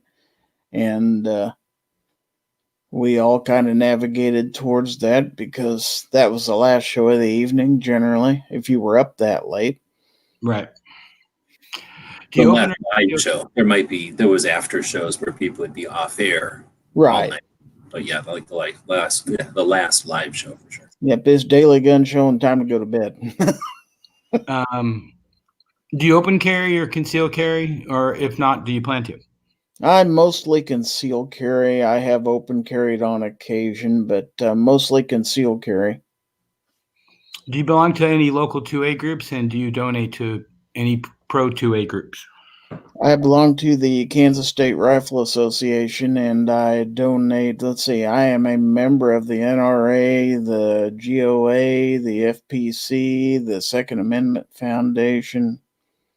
Those are the ones that come to mind. So Do you have actually, anything? I donate to several. Do you have anything you want to plug? Oh, sure. The only Plug my one that channel. actually has a show. Plug my channel, yeah, gizzardgary.com. Check out my shows and stuff like that.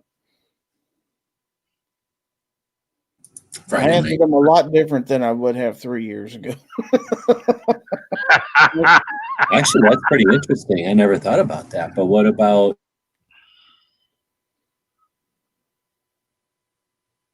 Yeah, would our answers have changed over time? I didn't belong to all those 2A groups. I belonged to a couple of them back then, but at that time I had no AR.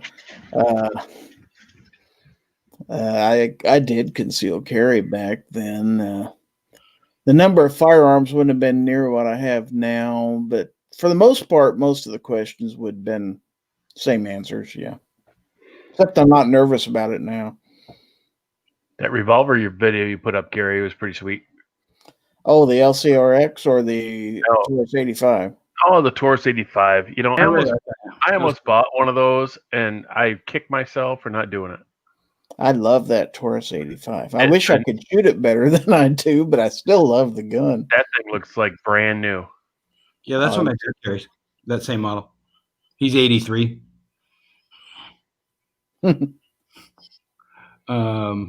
DJ, you still there? Yo. Hey, I don't know you very well, so I'm excited to hear your answers here. Are you ready to do this? I am indeed. Fire away. Okay. What areas of shooting do you enjoy? Target shooting and some competitive, and yeah, that's good. Okay. What brought you to the gun community? Wait, Knives is out there? Knives needs to be in here. Sorry to interrupt you, but Knives is the first person that helped me get onto any channel ever. Knives is the place where all this started too, right? Yeah, Knives is the nicest dude ever. Yeah, that's where I got that list from, was Knives, matter of fact.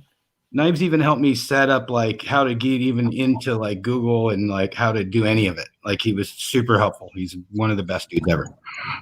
And he's real. I picked him up and we drove around California together, so he's a real human. Or a very, very good robot. I'm assuming he is an actual turtle, but where were we? Do you do any competitive shooting? Or was it, did you answer the gun community one? I might have interrupted. No, I didn't answer that yet. So it's how did I come to be a part of the gun community? Yeah. Mostly through research, online research. And I can elaborate on that when some of the more specific questions pop up. Okay. Yeah, we'll get more into that. Okay, sounds great. Do you do any competitive shooting? Yeah, I just started this last year to do 3-gun. I suck horribly at it. And when we were talking about the lever guns earlier, and that the image of the bigger loop on that one that G put on screen, that's what I'm going to be switching to, and also adding the pick rail, because in iron sight. In the class that I want to compete in, you can add a non-magnified optic, like no regular scopes and stuff like that, but you can red dot. I've never done that. Red dot on a rifle is on a Western style rifle is completely counterintuitive to me. So I only run that on a semi. Okay. Are you from a communist state? I don't even know what state you're in. I'm in Nebraska. Nah, we're all right. Okay. Must be nice. What firearms do you own? As much, as little as you want, as detailed as you like.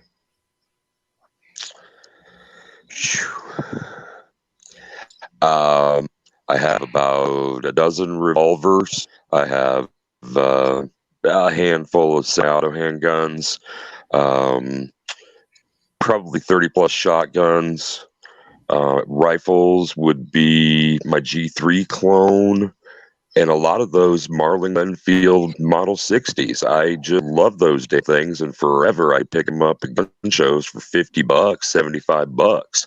And so what I did was I assembled a full rack, a rack of 10 that I refurbished and rolled back to my hometown Boy Scout group, and everybody used to have to bring whatever they had, and I was one of the kids, growing up that didn't have something to bring. So that was the motivation there. So I don't technically own those anymore. But I still pick them up now when they're sub $100.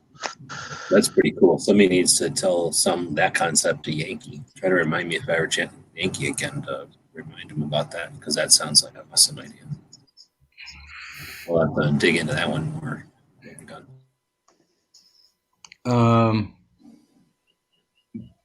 Which of your firearms is your favorite to shoot?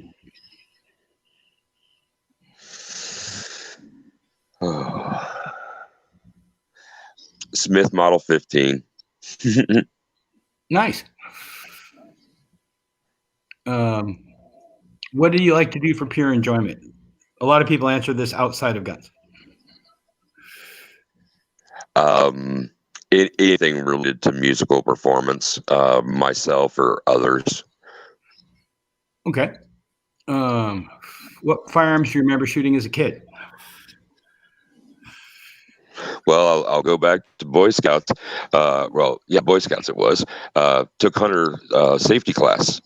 And at the end, our instructor, who was also the shop teacher at our high school, that guy had all kinds of crazy stuff in his armory, and he rolled out probably 30 long guns. I can't even remember how many handguns.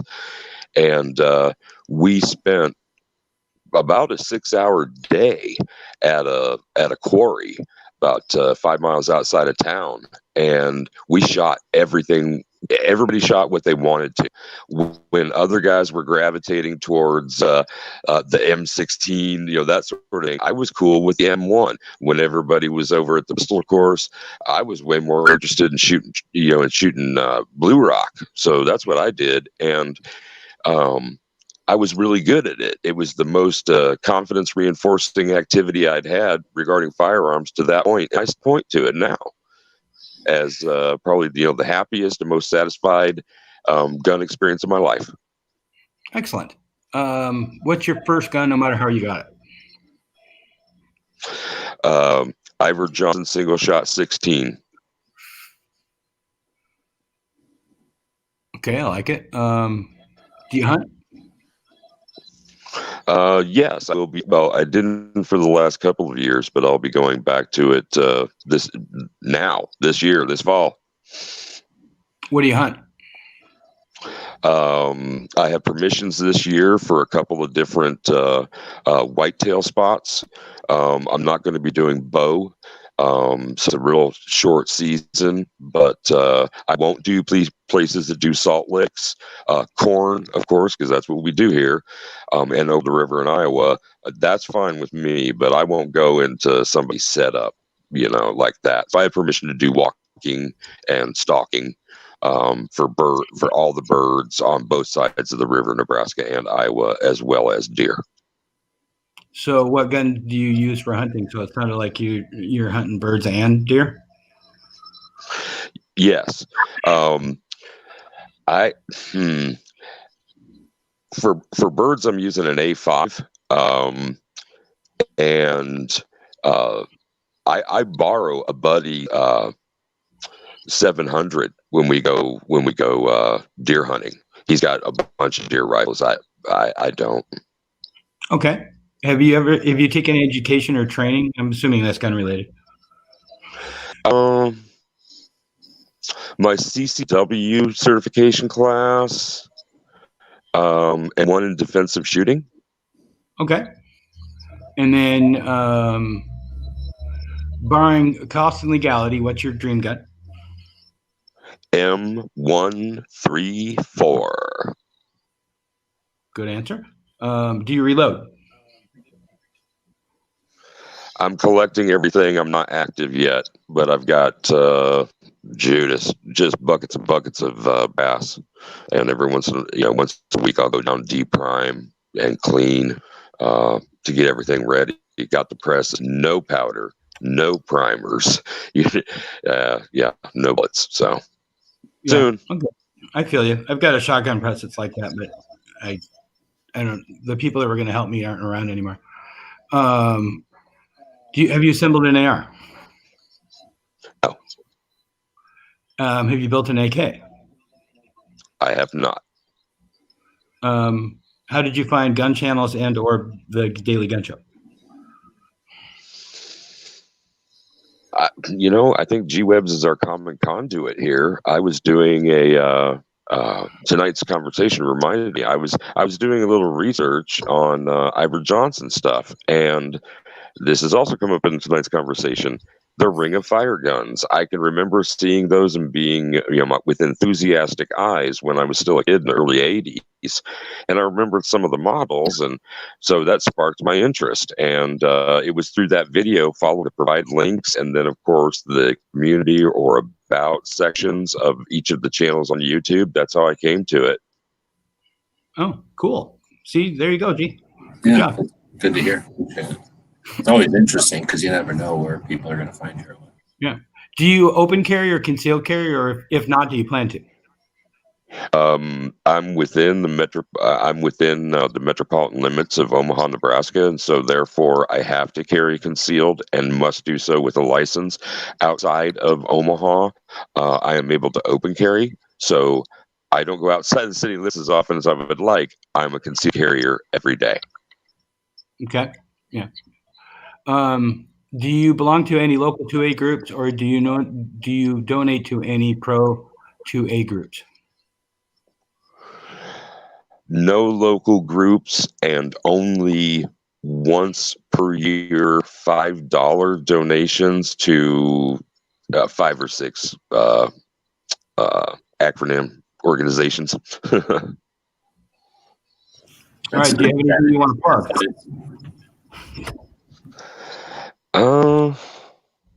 I'd like to continually plug the ideas that most anyone produces in this forum. We come across some really great ideas, and I think that everything's worth pursuing, at least in thought. If we aren't spurred to action, that's okay. Maybe somebody else was. But I'd really like to plug that we all stay active and that we all remain open to, at a minimum, a discussion. And I thank you. Well, I like that answer a lot. All right, G, are you going to do it or no? Yeah, I don't mind. Okay. What areas of shooting do you enjoy? The next one. So I haven't found any that I've stopped at. I just enjoy that I've never found an end. And I know that if I pursued that, I'd find more. And there's more being created. So right now, I've been enjoying looking backwards, looking at the history and what exists. So I've always been aware, but it's been very satisfying, like being able to attempt to pin it all down. Not that I can recall it all, like some sort of, whatever that's called, photographic memory or something, but being able to kind of put it all together, that area of shooting I've been liking. So, as long as short as you need to, GG, because this is longer for you than the rest of us probably. What brought you to the gun community? All right, so there was no well, I don't know. When I was a little kid, I went to gun shops, right? So I dug gun shops a lot. When I was a little kid, I was the kid who my dad would drag us to a gun shop, and he'd be there doing whatever dad stuff for a long time. So I was digging around gun shops, enjoying the hell out of myself. And I mean, I've been to a lot of gun shops growing up, and we would go to ones that were awesome, because you're not going to go to the one that's bland and boring, I guess, and hang out for a long time. So the ones that I would hang out at, I couldn't have been the only kid doing it. So there must have been, I'm trying to think now, but anyway, that must have been some community because there was definitely things for me to do. And I don't know, you guys have to think about you old people. There must have been something for us to do. They must have been aware that we were there, and we don't even think about it now, but we were entertained because they didn't want us bothering our dads, right? Like they had to have that some of that stuff there for us. But anyway, so I think that's part of the community, going to gun shows back in the day. I can't remember not going to gun shows, going to the range. I can't remember not going to the range. So I've always known that there's a gun community. And I guess when I found AOL, when I started working online, I worked at AOL. And what I did at AOL was insightful to the big picture of what the internet was going to be before the internet could get there. Because I was working on high speed stuff, pumping out stuff to the internet that the internet couldn't do yet, video and stuff. This kind of stuff, live chatting. So I knew where the internet was going, and I wanted to make sure that guns were going to be included in that, right, in the conversation. So as far as the gun community online, that was definitely going to be a thing. Like I was all about that. So I guess that's how I got into it, is that, you know, since I was already aware of what gun community is out there, and I guess I was aware of it to the point, like not like a competition shooter or a hunter, where it was one of my many hobbies. And, you know, when it's this season, I'm into guns. And when it's next season, I'm into water skis or something. I only ever cared about guns 24/7, 365. So when I saw gun shows after Y2K, and there's other stuff before Y2K, you know, there's the cop killer bullets. There was other, you know, the 86, I mean, that was a thing. Like there was all kinds of things that would affect gun shows. And I saw that the gun show community was affected. And that bothered me because like I say, I grew up at gun shows and I value gun shows. I've always valued gun shows. That's my people. That's where I like to hang out. And when that started to change and I saw that the internet was coming, that's what I do. I share stuff like gun shows online, right? So I attempted to start doing that. So as far as the gun community, I've always been in it. There's always been a gun community. So I don't know what brought me to it. My dad, I guess, and my uncles and my grandpa, and then all my friends, because I only ever hung out with friends that were into guns. So we all fought, you know, fed on each other. And then the gun community, there's a ton of us. There's tons of us. So I've always been a big fan of what we can do and accomplish together. And then of course, I don't even know where to get it. We could do whole shows on Right. how the internet bounces back down into real life. So yeah, that's one, like I don't even know. I'll just end it there, huh? Okay, you want me to jump on to the next question? Do you do any competitive shooting? No, I have, but I've only dabbled so I could say that I'm a subject matter expert. No, I just have played with it just to see what it's like. I tried to go to the Glock shoots quite a bit. That's super easy. That's what got me into it, because I had never any interest until I went to a Glock shoot, which are 1 day, 3-hour events. Unless you got a line, like sometimes they're so popular that you have to wait in line to get in. Don't want to forget about that, because that's the thing. So as long as you can deal with that and talk to people about guns or whatever for a little while before you go shoot, you're only going to be shooting for at the most 3 hours. At the most, it's probably even a half an hour if they're really efficient. It's a very quick thing to shoot, and it's super fun. And there's all kinds of giveaways. Like you could literally just win a gun for showing up and paying $35 to shoot. It's super fast to shoot, super fun. Anybody can shoot it. You don't have to move. I don't think you ever have to move other than lifting a gun up off the table. There's no physical exertion. You don't have to move or walk or anything. You do shoot multiple targets. So you do get a little bit of fun where you might not normally shoot one target and then another, or shoot multiple pieces of steel to fall down. But the GSSF matches were what got me into it relatively late, because like I say, I've known people that were competition shooters, and just like somebody who's like into, like you might have a motorcycle and go drive around on a motorcycle, but then that kid who races motorcycles on the weekends, and nobody wants to hang around with him because he's just weird. That's how competition shooters were to me. So that never appealed to me. They were always super hardcore into their sport, and that's it. And I never wanted to be like that. So I've only ever experienced them one or maybe a season. Like I have a couple of times when I was hanging out way more into guns and hanging out at the shop and stuff, where we would maybe shoot maybe 2 seasons of like nighttime trap or whatever it was called, where we would, I think we would go shoot skeet at night. Out here in the desert at night, it's still hot, but it's kind of neat shooting it, in the dark sky with lights, shooting skeet. So we did that maybe for 2 years. That's about the closest thing I did to competing for any, and that was like bowling or something, right? Like I don't think there was any, there might have been a score. We just did it to do it. Are you in a communist state? I know the answer already. Yeah, not really. I grew up in states that were communist, so I know what it's like. I had my first gun, whenever that comes up, was the first one I bought, we talked about before. I had to have a waiting period. So I have bought one gun with a waiting period. I moved just immediately after that. I wouldn't tolerate that. I don't know how people do. But anyway, I have experienced it once. I think I know your answer to the next one. What firearms do you own? As much as little telltale as you like. Yeah, I don't know. I own more than I could think about in a minute, but I can tell you, I can probably summarize it with I own more guns than you, and I can just say that because most people, and I own more guns than you, but your guns are worth more than mine. Like almost all my guns are broken and junk and just novelty weird things. I guess my mini revolvers might be worth $1,000 altogether, but like maybe of the ones I have left or something. And that's if you value the like old ones with more value like I do.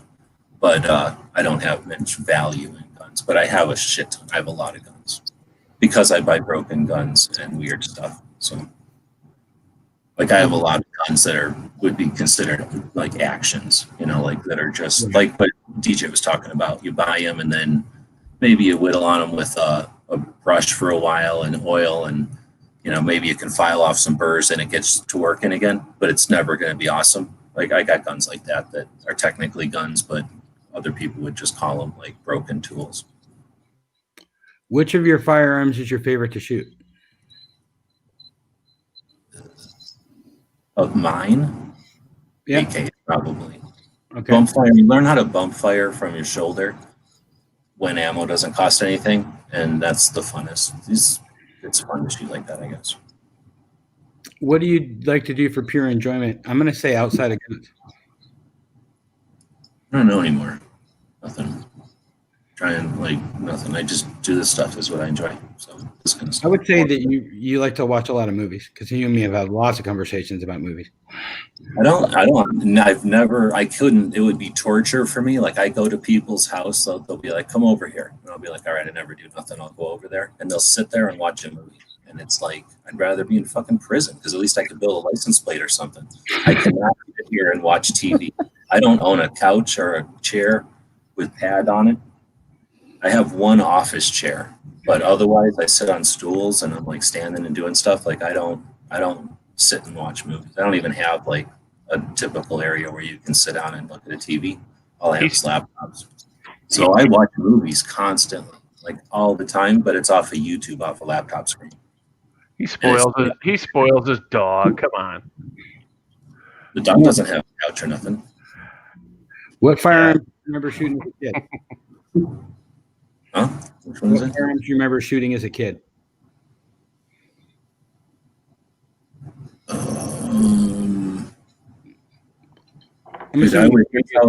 My dad had a lot of guns, and everybody I knew had guns. So when we knew whatever weekends we were going to go shooting anyway.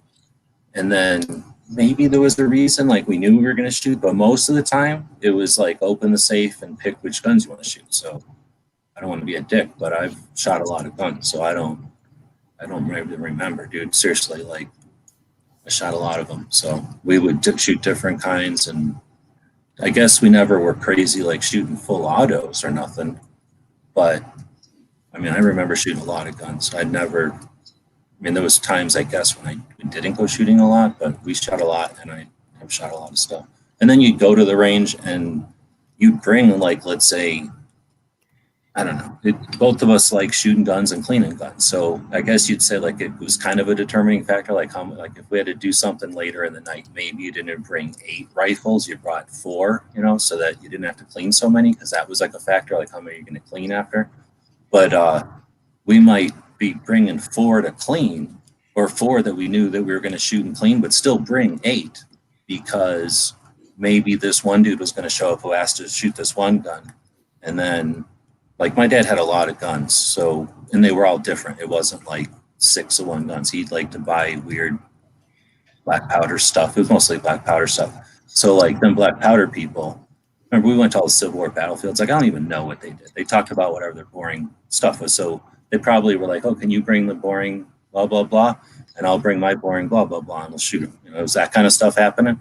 So I can remember bringing a lot of guns that were almost like, not to trade, but like, so in case so-and-so showed up, they could look at it or shoot it or fiddle with it or whatever. So we would bring a lot of guns out every week. But it was pretty much like, what do you feel like shooting? Because he knew that sometimes I was going to be into revolvers. Maybe I seen a movie and I wanted to shoot a 1911 or something. We had Dan Wessons, so I can remember a long time where we had like 3 Dan Wessons. So I would bring those. You know, Dan Wesson has like 5 barrels or something. So I would bring those and just spend, 90% of the time dinking with it, bang, bang, and then dink with it and turn it into a different gun. That was before Transformers, So it's like the thing to do. And when you're like, okay, you're deemed old enough to be able to do that, like you're going to do the hell out of it, right? It was before you can drive or anything. So I can remember shooting a lot of guns. I can remember being into like black powder for a while and then getting sick of them and then being into World War II guns and getting sick of them and that kind of thing. What was your first gun, no matter how you got it? So my dad got my ma a gun when they were married, and she didn't want having guns around, so she didn't like it, appreciate it. So when I was born, that was my gun, I guess. So I was technically given that gun when I was a baby. I know you hunt. So what do you hunt, and what do you use to hunt that? I don't hunt so much as go with people that hunt because I'm pretty much vegan. So I don't mind killing something, but I don't need to, so I don't. So I'll go with people that hunt. They hunt deers or turkeys or pretty much that. We can hunt other stuff. We have hunted other stuff, but more like how we would go shooting sports. Like we'd go duck hunting once just to go see what it's like going duck hunting or go hunt for those cranes or something. But just like once and be unsuccessful, and 90% of it was just to go check out the area and have something to do. And if you're hunting, you get to take guns along instead of just walking around. You get to take guns with you. So we're like the total poser hunters. I don't have a problem saying that at all. I've also had, back in the days when we had clients, before YouTube, we would make websites. And before that, we just had clients. We would build websites for people. I had quite a few that were hunting guides, either here or in other countries. And yeah, when you can go with a guide, I mean, it's just way more fun. I enjoy learning about hunting way the fuck more than I care about having to carry a moose out, or I guess out here like an elk would be the worst, or even like an antelope. I'm lazy, so I don't want to have to like shoot something 6 football fields away and then have to go get it and carry it back. Like that just doesn't seem appealing. I don't mind going out and learning all about it, being like a fly on the wall. And that's what I would do, is go with a guide with his client, take pictures and learn, and not have to do anything difficult. Just get to go walk around without, and maybe carry a gun if I felt like it, but you know what I mean? Like that's my type of hunt. It's a total poser hunting. So have you taken any education or training? And I know that you've done an extensive training, so you might want maybe just your favorite one. Yeah, I could screen share that. That's the frustrating one. Whenever I hear that one answered and everybody says no, because I don't believe it. Number one, you'd probably have more, well, y'all have more training than you even want to appreciate or acknowledge. But, some of the education that you might have had for your media stuff, for example, for doing your YouTube stuff, or like press accreditations, like I'd consider almost some of that stuff. If you're going to count training, you're getting training so that you get to a level of accreditation. So, there's other things that count sort of as training that people don't count for themselves. But anyway, training is super awesome. And it gets dissed by so many people who just, for whatever reason, don't like it or hate it or don't appreciate it or don't understand it. Or I don't understand, I don't understand petitioning for ignorance. So as soon as I was first experienced, well, I guess my first training was hunter's ed, and I guess that's pretty boring when you're a little kid and all you care about is fun stuff. But that was ultimately interesting because you learn wilderness survival, and like they took us right to like you could die. You're gonna burn $100 bill and not die. So that you can get a fire started and not die. when you're a little kid, that's kind of interesting stuff to hear. So I've always been interested in the training, but aside from like Hunter's Ed or CCW, as soon as you get into like first aid type of training that has something to do with CCW or real world or practical or tactical experience or perspective, that stuff is ultimately interesting. You learn so much. First aid classes, do people count their CPR class they may have taken, or the CPR classes they keep themselves current on, or the Red Cross type of stuff or more? So, there's all kinds of stuff that can count as training. So anyway, I have a pretty long list because I started getting into it whenever I started doing this stuff more and more online, focusing on the gun stuff online. I started pursuing the training. Since we're doing this, I'll just explain. Before Gun Channels, I had a thing called Gun Chat, which was an alternative forum. Gun Channels was cool, bunch of chill people that for the most part weren't a bunch of dicks that all like guns and would chat about them. And, we would chat about other things because we all had real lives, but our guns interest is what kept us together. And we all kind of knew each other. It was exactly like that, except in a forum. And that existed for quite a few years.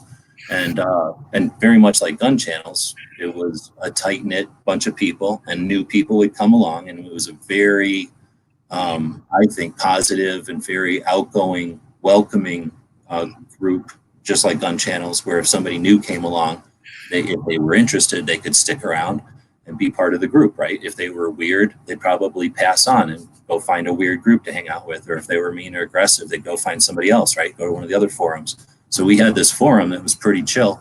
And this guy comes in and he goes, hey, everybody should go to Front Sight. Front Sight's the ripoff of Gun Sight. And I knew enough to know that it was the fake Gun Sight. So this guy's like, everybody should go to Front Sight. Everybody should go to Front Sight. They have a real aggressive marketing thing, and this is their marketing guy. I didn't know it yet, but anyway, I said something, me, I'm gracious. So I was like, get the fuck out of here or whatever, fuck off. And then he's like, oh no, Front Sight's the shit. And I'm like, somehow I said something like put up or shut up, or he called me or something, but he was not going to take, he wasn't trying to drop links, basically. He was like, no, I'm not trying to just drop links. I really think this is something people might be interested in. I can see you guys are in, you guys have a tight group and blah, blah, blah. He'd been paying attention. His name was Doug. So I was like, all right, Doug. So anyway, he put his money where his mouth is, and he goes, look, his Front Sight's pretty big established thing. And this was 2004 or 5 maybe. So they'd been around a while, but they had this weird reputation of being nobody knew what was going on necessarily. There wasn't the whole picture out there. The internet wasn't what it was today. So there was just a lot of rumors and speculation. And I think they really wanted to help calm that down, right? Get people there to get good, honest perspective on it or whatever. Anyway, long story short, they invite us out, give us anything we want. So we go out there for a 4-day class, I think, and then their 30-state CCW. So it's 6 or 8 days worth of solid training out there. And that was pretty neat. So once I figured that out, I was like, okay, I know where you're at. You're the fake ripoff of Gun Sight. So I'll take it with a grain of salt. I really appreciated it, and it was good. And I'll still say that it is good. It is what it is, but it's decent. It's not bad, but it isn't everything. Anyway, so I knew that, and that got my taste for it. So then I started taking a look around, and I figured out that, wow, a lot of stuff happens in Tucson and in Arizona. So I just started, at the time I had a bunch of websites where I'd write articles, right? I would do something or see something and write an article about it. This was before the video. And I had I'd just gone to Front Sight and came back. We wrote some articles about it. They were satisfied that, we'd seen their stuff, and we wrote some articles about it. They were happy. So I just started writing to other instructors and saying, hey, here's my deal, and can I show up and audit the class? So I just started auditing classes as often as possible, which was probably monthly for a couple of years, and experiencing the different types of instructors, which is immensely interesting, seeing how people teach, especially with something as important as firearms training. Amazing, just amazing to see dozens of instructors do their thing. And then to see the types of instruction, if it's AK or if it's handgun or if it's using rifles at night or if it's, cop level hands-on stuff, or if it's first aid for CCW, you know, like all these different things were interesting to just, again, to see how big our 2A is. So anyway, for training, there's not enough. And if you're a media person, you basically have a free ride. You have a free ticket to anything you want to see. Just don't expect to get the certificate at the end, right? But ask them if you can help audit, if you can help promote their stuff, do an honest review of their situation and their experience, and you'll be able to do that. I mean, I can't even tell you. Look at my list. It's monthly for years. Like, I did that as long as I was able to do it. Till honestly, it was like I've kind of done as much as I could do out here. So training is, I go on and on. I have the opposite opinion of training as almost everybody else I listen to on YouTube. I think it's just like I say, I don't understand advocating for ignorance or unawareness. Okay, so that was great. And what's your dream gun? The little Tippmann 22 belt-fed full auto in 17 HMR. I don't even know if they ever made it, but the neck down 22 down to 17 in a cloth belt, little tiny 1919. Nice. Do you reload? I know you used to. I'm the same as a lot of people. I grew up reloading, so I had to reload. Like, if you want to shoot this, remember we shot a lot. So if you want to shoot this weekend, especially if it's like you want to shoot that gun, then we don't have any ammo because you shot it all. So reload it. I'm sure there was like the pile of ammo that existed and then the pile of ammo that I had access to. I'm almost positive that's how it went. But I'd have to build too. If I wanted to shoot, I had to reload. So for me, it's a chore and I hate it. So I never reloaded until Y2K. I bought the crap to get ready and then didn't need it. And then through various other panics, I've assembled all the crap to do the chores, but I have almost zero interest in actually doing it. But watching Dead Horse and others who, have passion about it, it's fun. I totally get it. It's super neat. Part of the thing about guns is the mechanics and the machinery and the assembling and all that part, and it's super neat. And learning new pieces and figuring out, it's better than any puzzle. It's better than any doll or spaceship toy, right? Like, it's ultimately fun, neat stuff. And the best part of it is you figure something out, especially nowadays, you can share that with other people who appreciate it. So I could totally get where reloading is. Yeah, Dead Horse used to never ending. It's going to be a big piece of guns for a long time. I used to really enjoy those. I miss some Dead Horse. They're still around, but they're not. There is no technology for chat rooms like there ever was back in the day. That was a third-party thing that we had for a while. That when they ended it, they were the only ones doing it at the time. Like, when they ended it, there's just nobody doing it, and I just don't know why. Like, I guess it's just not in demand. But man, you would think with the whole planet that somebody would appreciate having those damn chat rooms like that. Right. And if I'm wrong, if somebody knows, somebody's watching this in the future and you know about something like that, let me know. I haven't found anything. Have you assembled an AR? Oh, yeah. I know the answer to this next question. Have you built an AK? So their one is better because I was up at a gun show, a little tiny gun show in Phoenix that nobody ever goes to, so I like it. And this was years ago, so it's like for 2004, let's say. It was at the end of the assault weapons ban-ish. And I just don't remember on which side anymore. But anyway, I was up at this gun show, and the gun shows were really awesome back then, like especially this little one. So I was in there, I think it might even have been, no, I don't want to say. So anyway, I was at this gun show, and this guy had Blem AK receivers. And I had already known about parts kits, so I was like, well, damn. And this was 2004, so it was not 2020 where everybody knows how to build an AK. I just knew that it was difficult. And I was in this club, so I kind of had a little insight to know that it's possible and people do it, but I knew that it was like definitely a rabbit hole. Anyway, so I figured if I'm going to get into it, me, I'm cheap. I'm not getting into it with premium, top of the line shit. I'm getting into it on the cheap. So I'm at this gun show, and they have these blemish receivers, basically. And I'm like, the hell's a blemish receiver? And he's like, oh, when I parkerized them, I didn't parkerize them right, and they got these streaks on them. I'm like, so they're fine. He's like, oh yeah, they look bad and people won't want to pay full price. So anyway, I find out I'm talking to the guy who makes the things. Long story short, he invites me, he figures out what I'm up to. And at the time, I'm still making websites for clients and stuff. He needs a website. So part of the payment is come up and build guns with me. So I went up and built guns with this dude. I don't even know anymore, 6 times for like 2 weeks at a time, or maybe a week, depending on who went up with me. So he had he's up by Flagstaff, and he had 40 acres or something. He had this big chunk of a volcano, and everybody up there owned like these big 40-acre chunks or 20-acre. I forget how big the chunks were.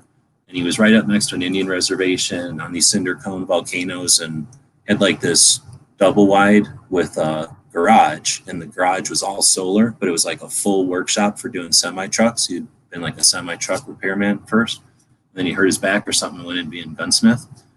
Went to that school in Prescott and became a gunsmith, and then he started building AKs. So he started making his own receivers, and then he was selling cheap ones in Phoenix. I met up with him. So he invites me up, and I go up there as like his shop help or whatever. And like I say, I spent probably in total a good month or more up there. Way more than a month, probably, actually. This was when Oro was a puppy. So Oro grew up, and it's a lot of memory. So Oro grew up in those cinder cones. Like I'd be working on AKs or whatever, and we'd be building them in batches. And depending on who came up, if he had other help or whatever, I was living in this like, what do you call it, like a fifth wheel mobile home camper, like that they would use for vacations. That was just sitting there. So I would camp in there and just help them out for like weeks at a time. So we would build like hundreds of AKs, like just a lot of them. And it was fun. So like I say, I would be sitting there pressing barrels until you're like, this is a chore. Like, I don't like this. This is work, right? Like I'm pressing barrels into AK receivers, and then Oro would run up with like some like cow skull or something in his mouth. And he's like little puppies. So that cow skull was like half as big as him or bigger than him. Anyway, so that was, I grew up where I started building AKs, coming out of a club with all these people that met Kalashnikov, these AK guys that would meet up in Phoenix at the SAR show. And they all built AKs to Cold War spec. Like they were all building them to be really cool. And so I knew that I wanted to start building AKs. And this is when parts kits cost $75 if you're a sucker. But when I would buy them with Chris, I would drive up from Tucson and stop by Prescott on the way up to him. And he'd be like, here, buy me like $4,000 worth of $50 parts kits. And I would throw a couple of parts kits. So I get my parts kits for like $50 or $30 or whatever deal they had worked out with J&G. So I would put $200 into parts kits and have 7 or 8, I don't know, a shit ton. And then he'd let me, I'd have driven him up there. So he'd be like, yeah, pick through them, pick whichever ones you want. So all my parts kits were like, I want this hand guard that had some engraving on it, or I want this year or whatever. I want this one that's perfect. This one with an unused barrel. So that was a lot of fun building AKs. So then I would build my AKs, these Romanian, what do they call them, G kits. So I could build those and then spend the rest of my life trying to find all the furniture to make them into the AKs that they're supposed to be so that they can hold my bayonets. So yeah, I had a bunch of AKs for a while there. Okay, so the next question for you is silly. How did you find Gun Channels? Because you created it.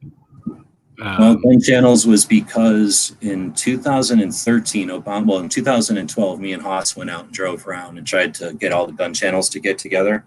I had tried to get us together in 2009 when I went to an NRA show in North Carolina. And let's just say that the two that were littler than me at the time, because I was the biggest gun channel under Nothing Fancy.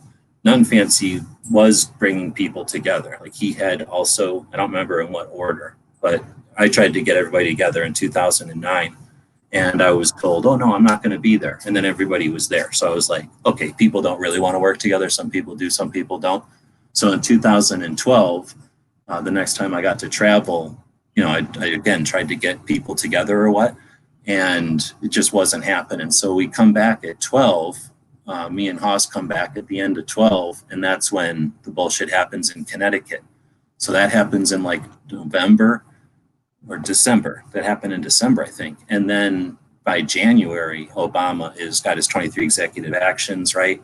And by the end of 13, Grassroots had come up and literally stopped those 23 executive actions, like stopped the president with a sympathetic Congress and a horrible atrocity that they were exploiting. Like they had literally all the stars aligned, and grassroots had come up and stopped it in spite of any coordination, in spite of mass media influence or anything. Like it was the opposite. Like grassroots came up.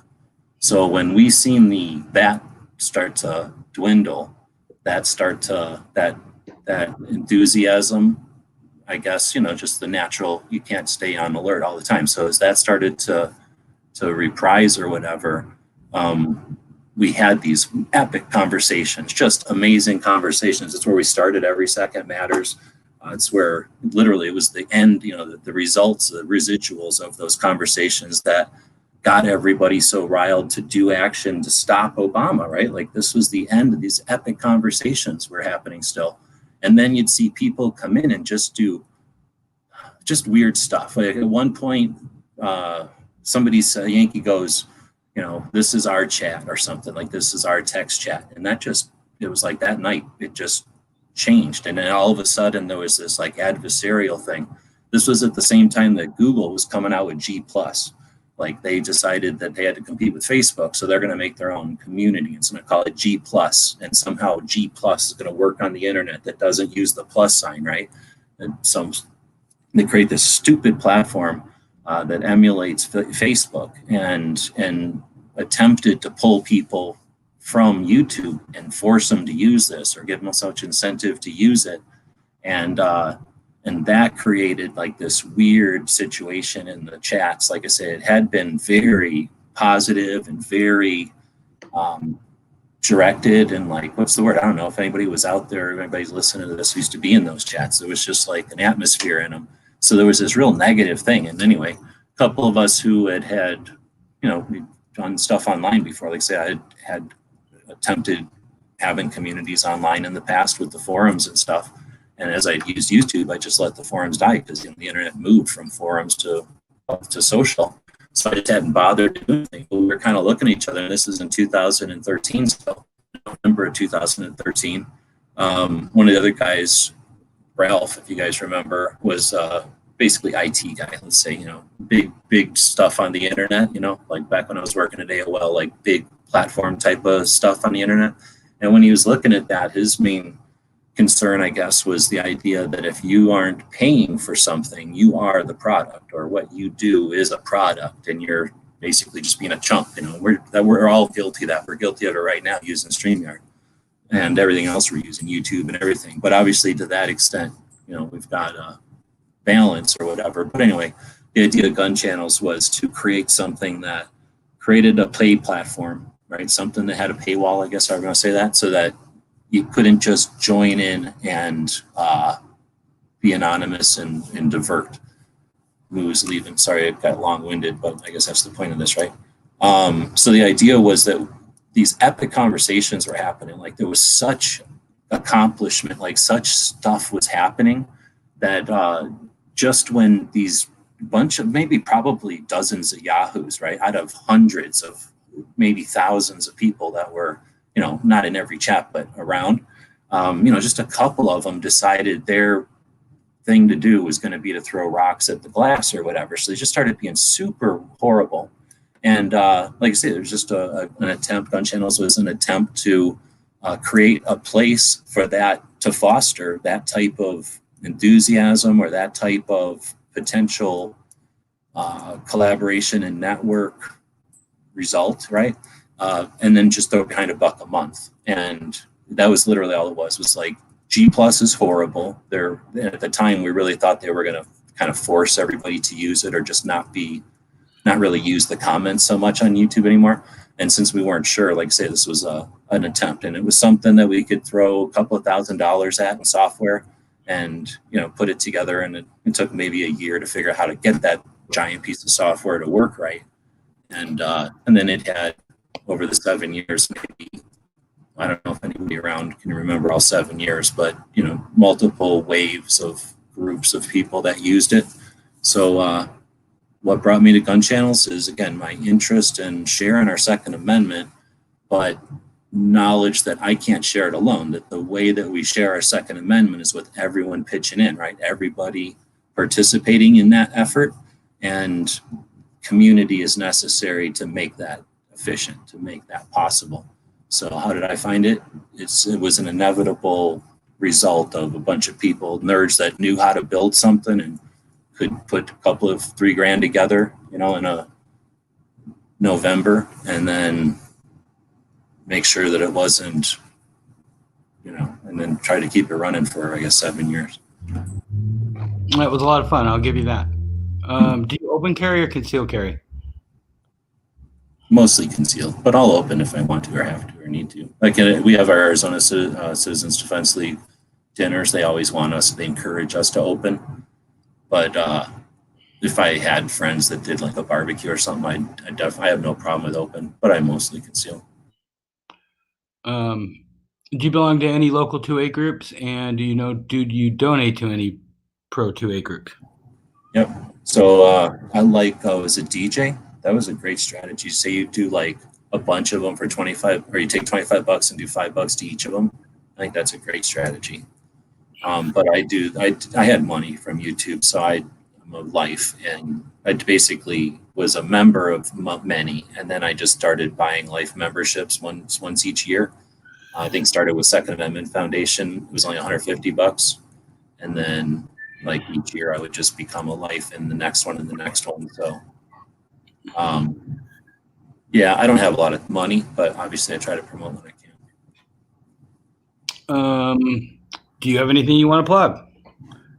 No, just value your voice, and don't think that somebody else, by watching you're participating, that somebody else is going to say it for you. I really don't think that anybody is going to do it themselves, or that we should want that. I think everybody jumping in, participate, whatever level, gives us a bigger piece, a bigger voice, whatever you want to say, like more. They take us. Oh, what's the right word? We get more clout, I guess, when we all participate. These platforms are infinitely aware of what we're doing. So you hesitate for a moment on the thumbnail of Clover's video, and then you spend an hour watching some Yahoo's video. You know what I mean? Like, that's, the platform is registering that. Like, our actions matter. So just value what we're doing, and if you're going to spend 30 minutes online on guns and stuff, appreciate it. Thanks for doing it. I guess guns as opposed to, something that's not guns, right? Right. And thanks for letting me take over hosting apparently today. Well, thanks for saying it, because I wouldn't want to have to say all that stuff, especially myself. Well, you know me, the teacher guy. I'm like, oh, okay, you need me to talk? Let's go.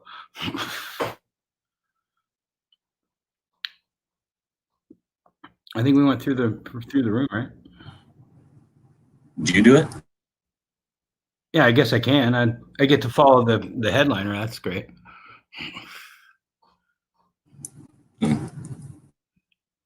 Should I read them to myself, or are you going to read them for me?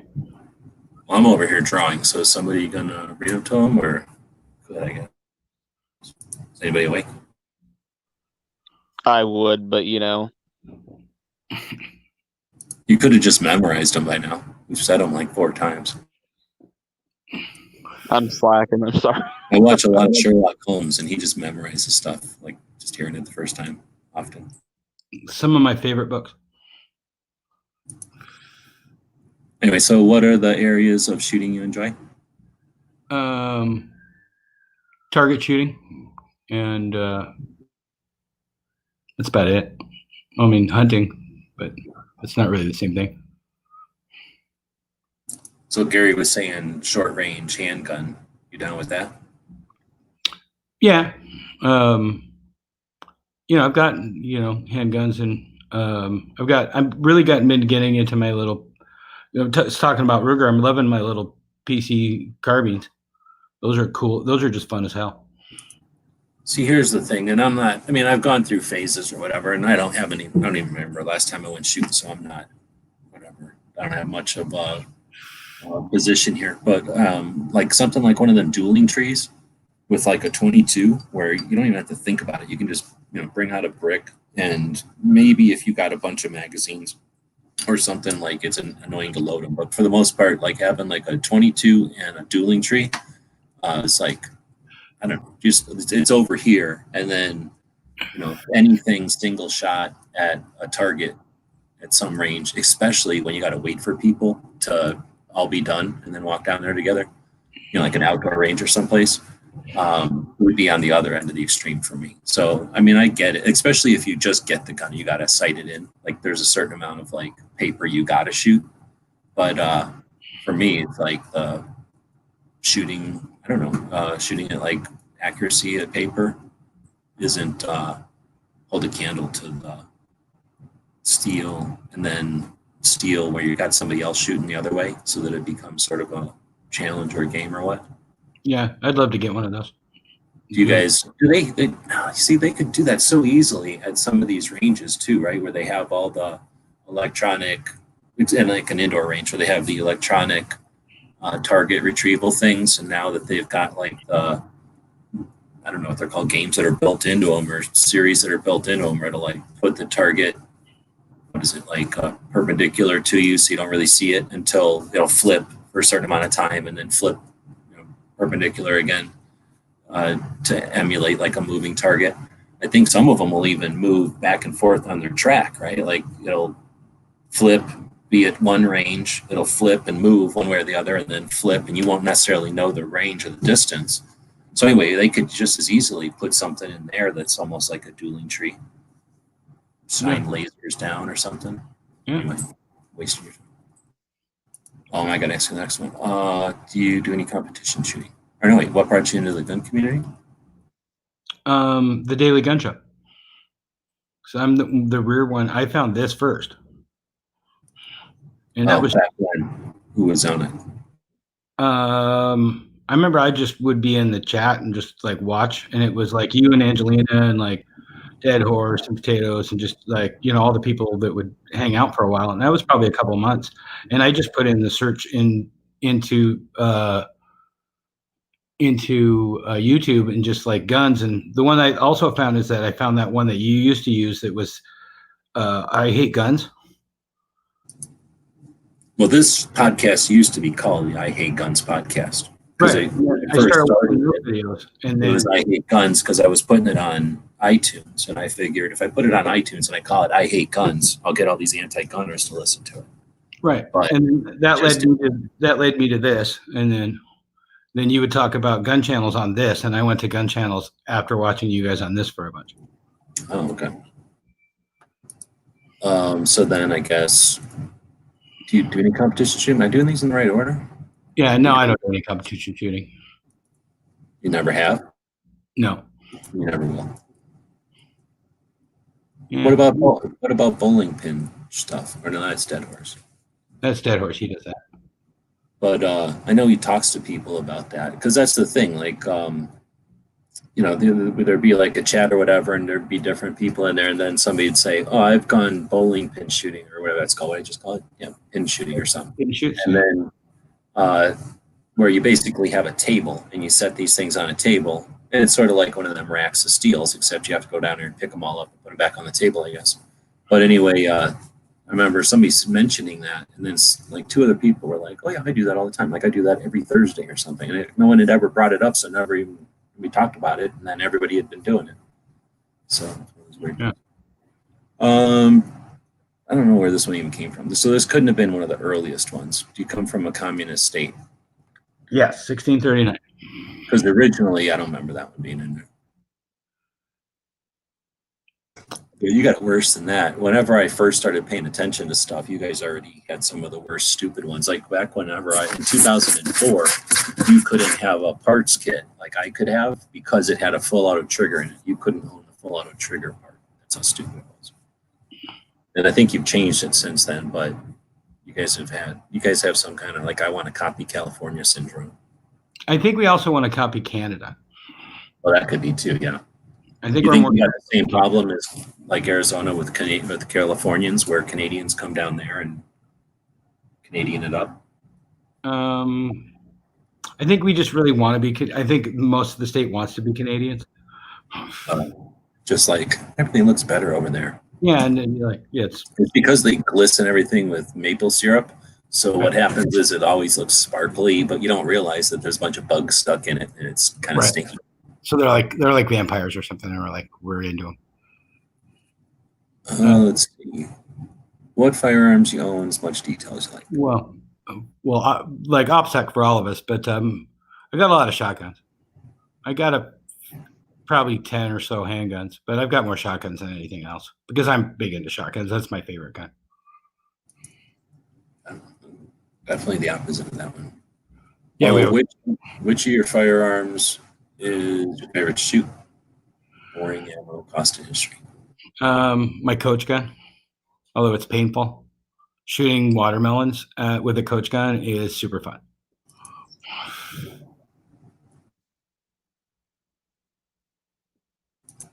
Let's see. What's your fire? No, we just did that one.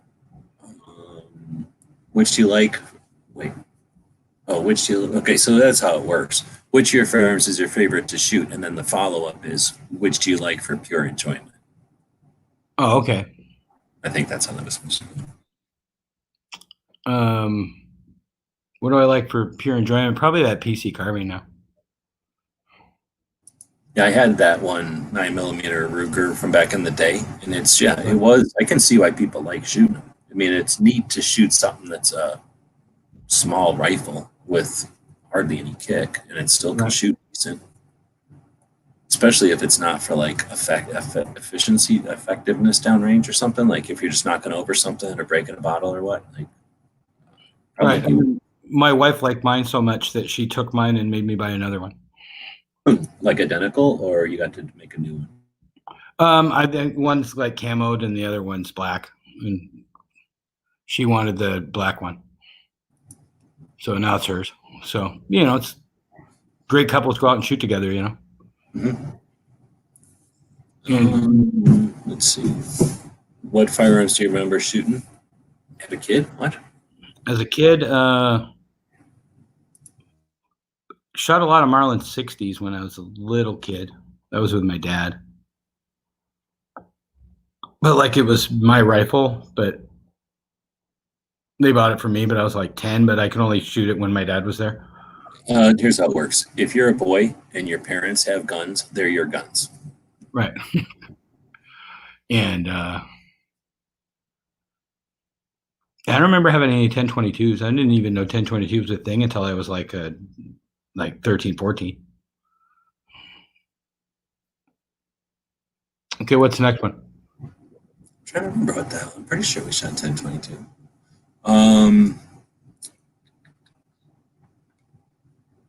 What was your first gun, no matter how you got it? Not going to talk about how I got it or what age I was, but it was a Tofoglio GT380. So it's that like their knockoff of maybe the Cheetah. It's like it looked like a Beretta, but it's smaller. Did you like it? Yeah, I still have it. I wouldn't mind having like whatever that would be called, like a downsize, a 2/3 scale Beretta. Even though I don't like Berettas, I think a little tiny version of any gun would be neat. But I mean, it was fairly well made. It's a 380. It was cheap. I mean, it was like as a kid I could afford it, and was all metal gun. It works, still works. I still have it somewhere. What do you hunt? What do you hunt? And what do you hunt? Anally? All the ducks. And geeses, because I hate them to pieces. So then, like there, is it like you just sit in a lake and then you wait and this time of year this duck comes by, this time of year this kind of duck comes by and so forth? Or is it like you go to this kind of lake and this kind of duck, you go to this river and this kind of duck, or if you go to that place, that kind of duck? Kind of. I mean, like it depends on, there's some that don't migrate. Like teal don't really migrate that much. Whereas like mallards come from the river.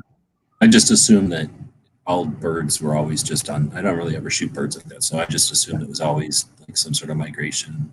Well, there's like buffleheads that are here year round, and it's not really ever that cold here.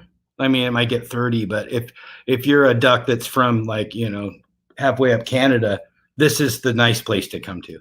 Like you're going to winter here, but there's other ducks that keep moving. But Oh, I thought they book all the way to Mexico just cause. Like I thought they just hit those currents up there and just book all the way south because why not? We're booking. Why not Yeah. just take off? 90% of the ducks we shoot are mallards. There's just way more of those than anything else. And then what? You got a dog that goes and get them, or you have to swim out there, or what? Kayak and a little net. It seems like a lot of work. It is a lot of work. But then I can get to the kayak, and usually I hunt rivers, but like rivers change, right? So like one year, the little pond that I was standing in last year is now covered with silt, and now the pond's a little bit to the left. So you had a kayak over there, and then you have to get out and walk through the little, new little island, and then go to the other side of the island and keep paddling, and the kind of the offshoots. You don't put down a bunch of fake ducks. I usually have about 6 or 8 because I still only have the kayak. I used to drag a sled with me that had like 20 or 30 or something, but I do okay with about 6 or 8, and then I put them on a jerk line, so I move them around while I'm just sitting there. I had a thing that was like, like if you went to a place and they gave you like a padded thing to sit on, and it would be like a whoopee cushion with a sponge in it, I guess. Right. Like a thing, like a plastic, maybe like a plastic, like a beach ball with a balloon in it. It's like a beach ball material. Anyway, I have a turkey like that where you can, unplug the air hole and sit on it and it'll squish, and you plug the air hole back in, it'll stay squished. But then when you take the air thing out, like a beach ball, it'll just inflate because it's got a giant sponge inside of it. Yeah. So I got that kind of thing for a turkey. And I think it might as well be like a scarecrow because I don't think I've ever there's never been like, that's the surest way I can get to repel turkeys is by putting that fucking thing. Yeah, my decoys are inflatable too. Like that? Or just regular? Or you just have to, you'd put a little pump in there and blow them up, and they float around, and since they're, silk screen that color, they never really lose their color. And so they got a weight on the bottom so they don't flip. Even if it's windy, they just flip back over. Basically, you're going to only be hunting the perverts that are like the duck perverts that are like, hey, look at all them sex dolls down there. Yeah. Well, that's why I don't have too many. And also, it's a river, so I don't want to, I've lost decoys where I'm like, okay, well, like that one's gone because it's, 300 yards downriver on the other side of the river now because I only can hunt one side. I thought they're connected by a rope or what? Yeah, but once in a while, you just lose one, or something gets weird, or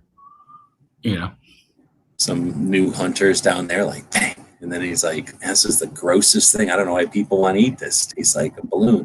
Last year, I had a dude that stalked my decoys for about better part of a half hour, crawling on his belly. I'm assuming he came from military base, and I let him get right up to the edge, and he didn't even know I was standing there. And I'm like, bro, those are my decoys. Did you feel an obligation to kill him because he was sneaking up on your decoys? Like, well, I've attracted this guy. I baited him. I feel like I'd have to follow through. Well, he had to do the walk of shame for me. So, yeah, that is pretty bad. Let's see. What gun do you use when you hunt? My Stoeger M2000. Oh, going back to DJ, you still awake? When you answered that, when you picked a weird shotgun, I hadn't heard before. Let's see. All right, so then The A5. Yeah, what's that? The Auto 5. Well, I keep hearing is A5. Yeah, the Browning shotgun. Oh, Brown. Yes. Okay, when you said it before, I was like, ooh, fancy. That sounds like some kind of, I didn't realize it was a Browning. Okay. Let's see. So then, have you taken any education or training? If so, what? Well, now that you've kind of redefined it, I'm thinking like all of my extensive training in de-escalation kind of counts. I would think, wouldn't it? Yeah, I mean, like I'm really good at talking people out of being violent. I mean, if you've got training and you can apply it to a situation that, it's like, useful, right? Then it's applicable, I would think. I think de-escalation training is some of the most important training that you can have. That's because I teach kids with behavior disorders. It's what I do for a living, and if you can apply it there, you can apply it anywhere.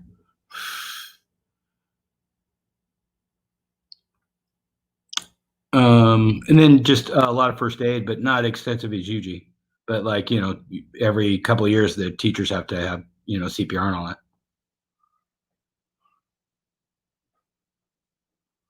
Well, that's true. As a teacher, like you have to have some level, right? Right. There's a bunch of stuff that goes along with that, but definitely one. I think next summer I'm going to take more first aid, like more stop the bleed kind of stuff. You can say something, DJ. Yeah, I worked in at a group home for 15 years, and we had to cert out or recert every year with the Red Cross about 6 different classes, and that was great. I've never felt more competent in being able to address emergency situations, just with all those basic trainings and chaining them together. It's great.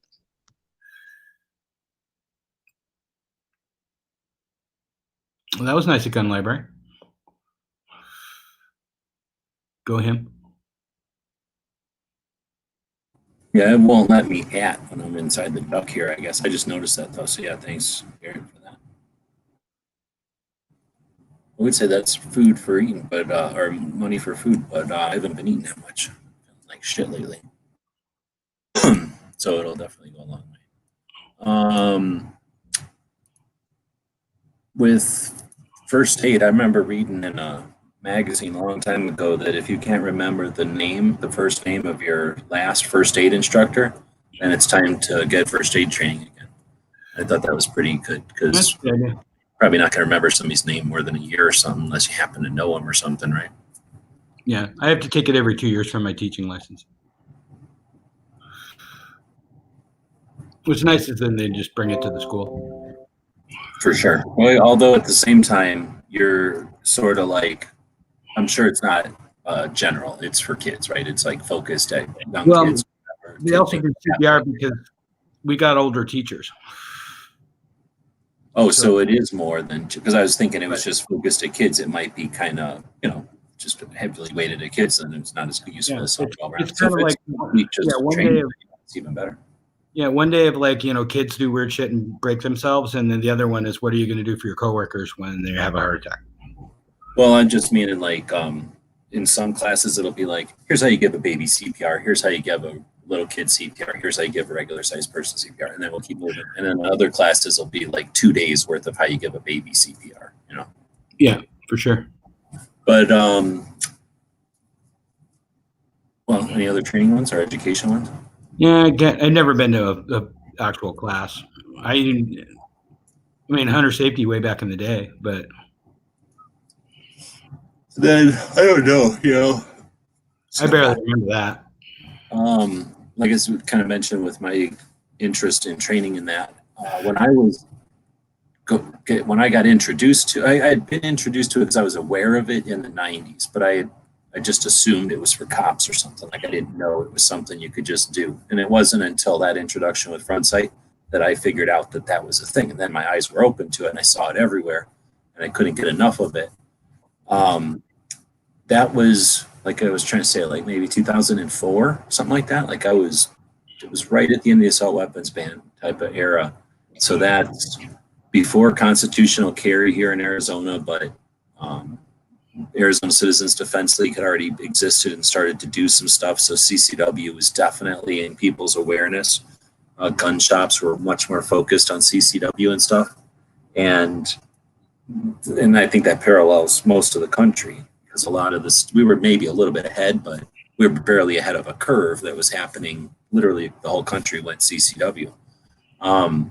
So awareness of holsters and legalities, all that kind of stuff became on everybody's like on everybody's plate, like everybody knew about it. You either were interested or at least you knew enough to know that you weren't interested, but you knew that it was a thing. So or at least that's what it started to feel like there for a bit. And at least, and I'm still trying to figure this all out, but I feel like that's at the time that the first instructors had existed for decades. So there was a, what's the word, like gold standard, I guess you could say, or at least there was enough examples that have existed for long enough that you could come up with a gold standard. It might not, there might be more than one, depending on what you decided were your standards, but you know, there was a foundation of training, and all of that stuff had come from police and military into civilian.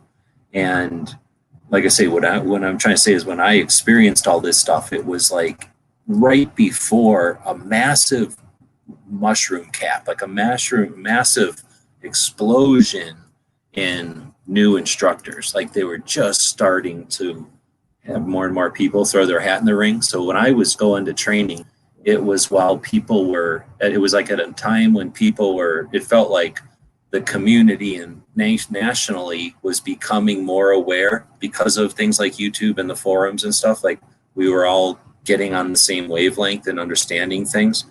And although everybody wasn't on the same lockstep, we were all kind of discovering things. And as training became a thing that was, everyone was kind of figuring out, oh, this is a thing that can be done and might be beneficial or whatever. Then all of a sudden there was full classes for the existing instructors and this potential and this, reason for other instructors to even exist, right? So then you start to see this massive wave. And then of course, a couple of years later, you get people that are everybody knows what training is. Like at first it kind of was, no one really thought about it, just cops train or people in the military maybe. And then it was like, oh, it's a thing, I get it. And then it was like, oh, anybody can do it. Oh, it's here this weekend, oh, everybody and their uncle's doing it, and then it became a joke, and now it's, who knows what it is now. But anyway, so that's kind of what I'm getting at. It's like, that's when I was training, and it might be different now, I guess is what I'm saying. It might not even be interesting to go to 18 different instructors now because maybe 16 of them are exactly the same. I don't really know. I don't think that's the case, but you know what I mean? I'm sure it's different than whenever it was back then, just because the world's different and experience has happened. Back in the day, how many instructors went to each other's classes? Like all of them, they all knew each other. Nowadays, that's not possible. You can't go to every other instructor's class. There's just too many of them. Right. You might go to some of the same, but what you're going to take out of them, like what somebody, how it is when you have a set of stuff to learn and 8 people learn it, each of them is going to take away their own emphasis or their own kind of summary of it, right? Oh, for sure. So that happens with training, I'm sure. 3 people go to some training and 2 of them decide to be instructors. They're going to be different and so on and so on. Anyway, so what the hell? That started from, that was I guess, yeah, but I think it started from I thought it started from the shotgun one. Okay, so that was the one before. So then I guess we're going back to boring, cost, and legality. What is your dream gun? That Medusa that you talked about. I need that in my life. Yeah, that's like, it was $5,000 then, I think. So right. It's probably more now. Yeah, because it's early in the teacher salary, I'm going to get that for sure. I can't imagine why somebody hasn't made one of those. I mean, seriously, that's one of my most successful bids. I'm guessing that's because millions of people are interested in that concept and can't get enough of it. I mean, all they did is put those little bent paper clips in the cylinders. That's it. Like that's all it, and then they made it a 9mm basically. They made it 38, whatever that caliber is, 0.3, maybe a little bit bigger, I guess. And then put that little paper clip in there. I think I showed the paper clip in the video because it's pretty much the only thing unique about it. Yeah. Maybe there's something unique about the firing pin, but I doubt it. They're all center fire, right? I guess it would never be able to shoot a 22 or a rimfire. Yeah, but that's okay. But anyways, that's a one that's, I mean, there's not a lot, but you do see them. I mean, they are out there. So I know that one. Wasn't there one YouTube channel that has 2 or 3 of them? Oh, I'll have to check that out. I only know because people will comment about that in my video. Like they'll make a comment about the other guy. Right. So let's see. Do you reload? I bought all this stuff, and then we kind of lost track of Dead Horse, but hopefully he can come back and show me how to, because I want to reload for shotgun, because I want to do more than one pellet size in one. So Sometimes I hunt with a 6, and sometimes I hunt with a 4, depending on the season or what kind of ducks we're looking for. But it'd be nice if I had ones that had 6s and 4s in the same load. You just got to do some kind of math, like so that overall weight is still the same or something. Right. And it might be fun to load up weird shit and shoot them through some of my older shotguns that That's why I'll never get rid of a shotgun loader. First, I bought my shotgun loader for like $100 off of some guy at a gun show, right? A whole box of stuff, and then the loader and the thing next to it or something. So, just like I'm done, or I'm getting a different one, or I'm sick of this old one. But basically, the whole set for $100, and I'm sure anybody can find that if you go to enough gun shows, right? And like you say, you can pretty much jam anything into a shotgun. Yeah, like frozen gummy bears. Let's do it. Like, I'm in. I think it's probably, and this is, I have it's the red kind, Lee, I guess, where you have to have it on a table, basically, or a piece of wood that's on a table, like it needs to be bolted to a thing. You could also, I would say it's even more of a thing, like you might as well just get one of those hand kind for shotguns, because even if you got to spend 4.5 hours doing 3 of them with those tools, right, you might as well have those tools than trying to do it without the tools. Yeah, I guess $30 or something. Yeah, this thing was like it wasn't bad. It was like $60, and it's got all the stages ready to go. New, you mean? Yeah. Oh shit! Yeah, that's how you got it on. Hell, it's right here, right behind me. What's it called? We load all 2.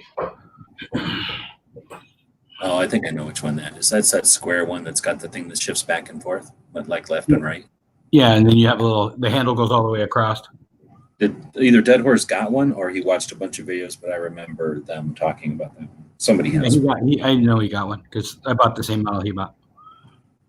Let's see. So then, have you assembled an AR? No. Not an AK either. Then how did you already said how you found gun channels earlier, I guess? Yep. Do you concealed carry? I only concealed carry. Been doing that since, 92? Oh, really? Okay. Yeah. In fact, my first one said concealed weapon permit. It didn't even say pistol. Oh, well, that's interesting because Arizona it has only ever always been a concealed weapon. So It covers everything we might want to carry except for brass knuckles and a sap now. We can't carry that. But, yeah, even a switchblade, like we can carry anything. But 92, that's pretty cool. I had one friend that had been carrying since the 90s, but well, back in the day, nobody bothered to get the permits, I guess, or the CCWs because it seemed like a pain in the ass. I guess it was probably because it was a 16-hour course back in the olden days. We never had a course. Oh, you never did? We still don't have a course. Oh, so that would be and you give them your fingerprints and you pay the $60 and they mail it off and they check and make sure. It was probably the cost and the 16 hours because, what the hell, it was 16 hours. Plus, if almost always that was 2 days in a row. Like, I'm sure somebody might have had 2 weekends in a row or something, but, right. When you're young or whatever, who the hell has 2 days in a row to devote to a class like that? Unless it's for work or something where you kind of have to. But anyway, so, 92, that's a hell of a long time. So it would be interesting to listen to a bunch of people who have been carrying, because I remember in the olden days, like say we've been chatting about a lot of reminiscing here. So I've been thinking about people who've been around and come and gone. And there's definitely been a few people over the years that I usually go by if they've been carrying longer than me, right? I've been carrying since 2000 or something. So, I'm kind of in the middle, I guess. People are either way longer than me, which, old people, or people are relatively newer, right? So it perks my ears every once in a while when I hear somebody it's like, oh, I've been carrying since the 90s. So it'd be interesting to hear a panel that's all people that have been carrying that long, because there's a whole bunch of stuff there that you probably don't think about, but would be interesting to hear people that have been around that long because of like laws and holsters and classes and what they call permits and who's aware of them, all those kind of things that changed.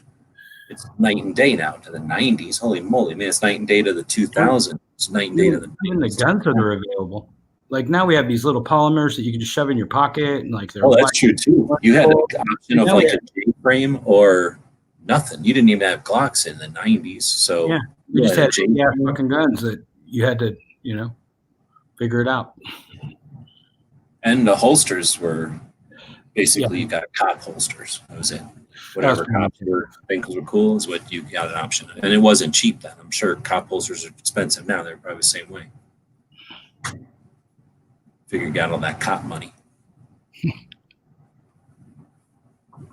And then local groups, not really, but I'm going to count my Second Amendment Foundation as a local group because it's in Bellevue, Washington, not far from my house. And well, it says, and then any Pro 2A, so no others. GOA and then this guy that does a lot of stuff on online called GWebs, and I'm a Patreon of him because he does some neat stuff. Right on, and I definitely appreciate that. In fact, I was, well, a couple of y'all are in here are my Patreons. I have basically what they call it, I don't even call it, a distribution thing that I used because I got a whole bunch of websites, and I used to distribute like a thing that said gun channels, and then a thing that would like rotating banner basically that would promote the different channels over on gun channels, different shows and stuff. Yeah. So I still have that rotating thing, and I switched out the gun channels one because there is no gun channels to send people to. I switched that out with a that little graphic I came up with that says "Thank you for being a Patreon," basically. And anyway, I make one of them. I try to make one of them each month because it'll change. The pit crew changes. That's the top level or whatever. And somebody will start, somebody will quit. And so I try to keep it current. And I was like, why am I doing this one? I went ahead and did the ammo one and the pancake one. Yeah, I think I'm the pancake one. So I was gonna say. So I remember I just did that the other day, and then, like I say, I have this thing set up to distribute a banner to all these sites with one banner, and I'm like, why am I doing this? Why don't I have it rotate the 3 or whatever, right? So anyway, so I made a bunch of banners. So yeah, I appreciate my Patreons, and I guess I'm gonna post something about it to make that more understandable, hopefully. But basically, I did figure out another way to say thanks to my Patreons out there. Because I notice a lot of people put it like at the end of their video. They'll scroll through like their Patreons or something, or they'll put like their top Patreons in there or something like that at the end of a video. And I don't really do enough videos to do that, so or to make it worth anybody's while. So I figure this way, I've been working a lot on the websites and stuff. This gets whatever views those websites gets people a thank you out there. Yeah, that's cool. And I never have anything to plug because I've never been a show. I just come on here and babble for some time. Yeah, well, a lot of times, especially with gun channels, and it was kind of focused at the concept of people that were coming on to create content. So that was sort of that opportunity to start plugging their channels and stuff. Of course, Clover does that with the Thursday shows now. So earlier today, he had, I don't know how long it went. I quit watching after a certain point. But he had a show on where they bring on a panel and then go through a bunch of suggested,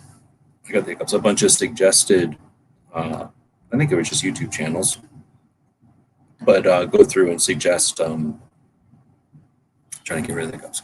Can't really do that and talk at the same time. But the panel with Clover there would go through the channel that was suggested and offer, coaching or whatever, insight from their experience. Yeah. So anyway, I'm going to try to drink something.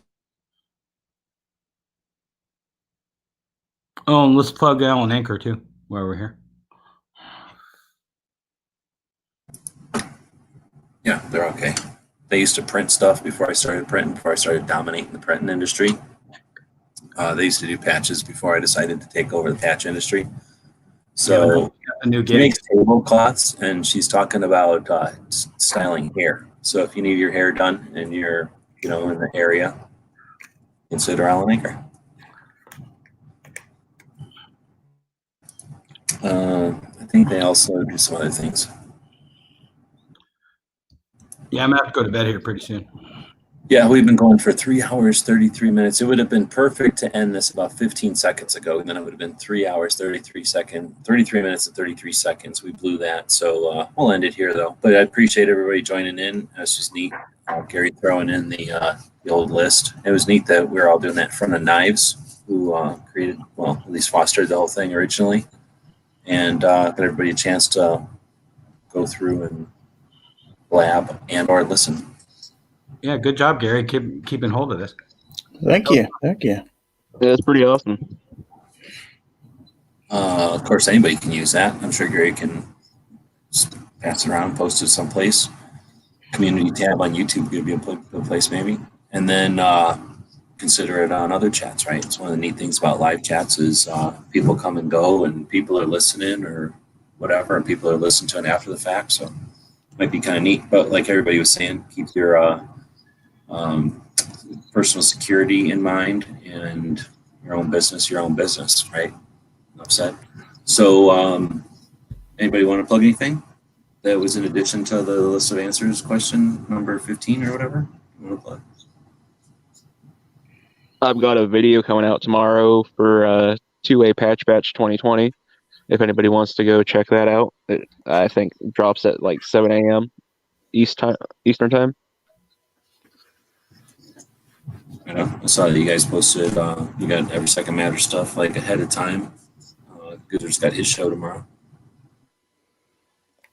Yes, I do. Foul Territory. Let's see. That'll be actually tonight at 9 o'clock Eastern, 8 Central. Hope y'all can make it. Oh yeah, that's tonight everywhere. It's already past midnight here. Oh, yeah. All right, well, so again, thanks everybody. We still had, well, it had 11 people up till a moment ago. As soon as you start ditching out, all trolls leave, zip up everything, and get out of here. So to all the people that weren't doing weird things, thanks for showing up and being part of the conversation. That's what this is all about.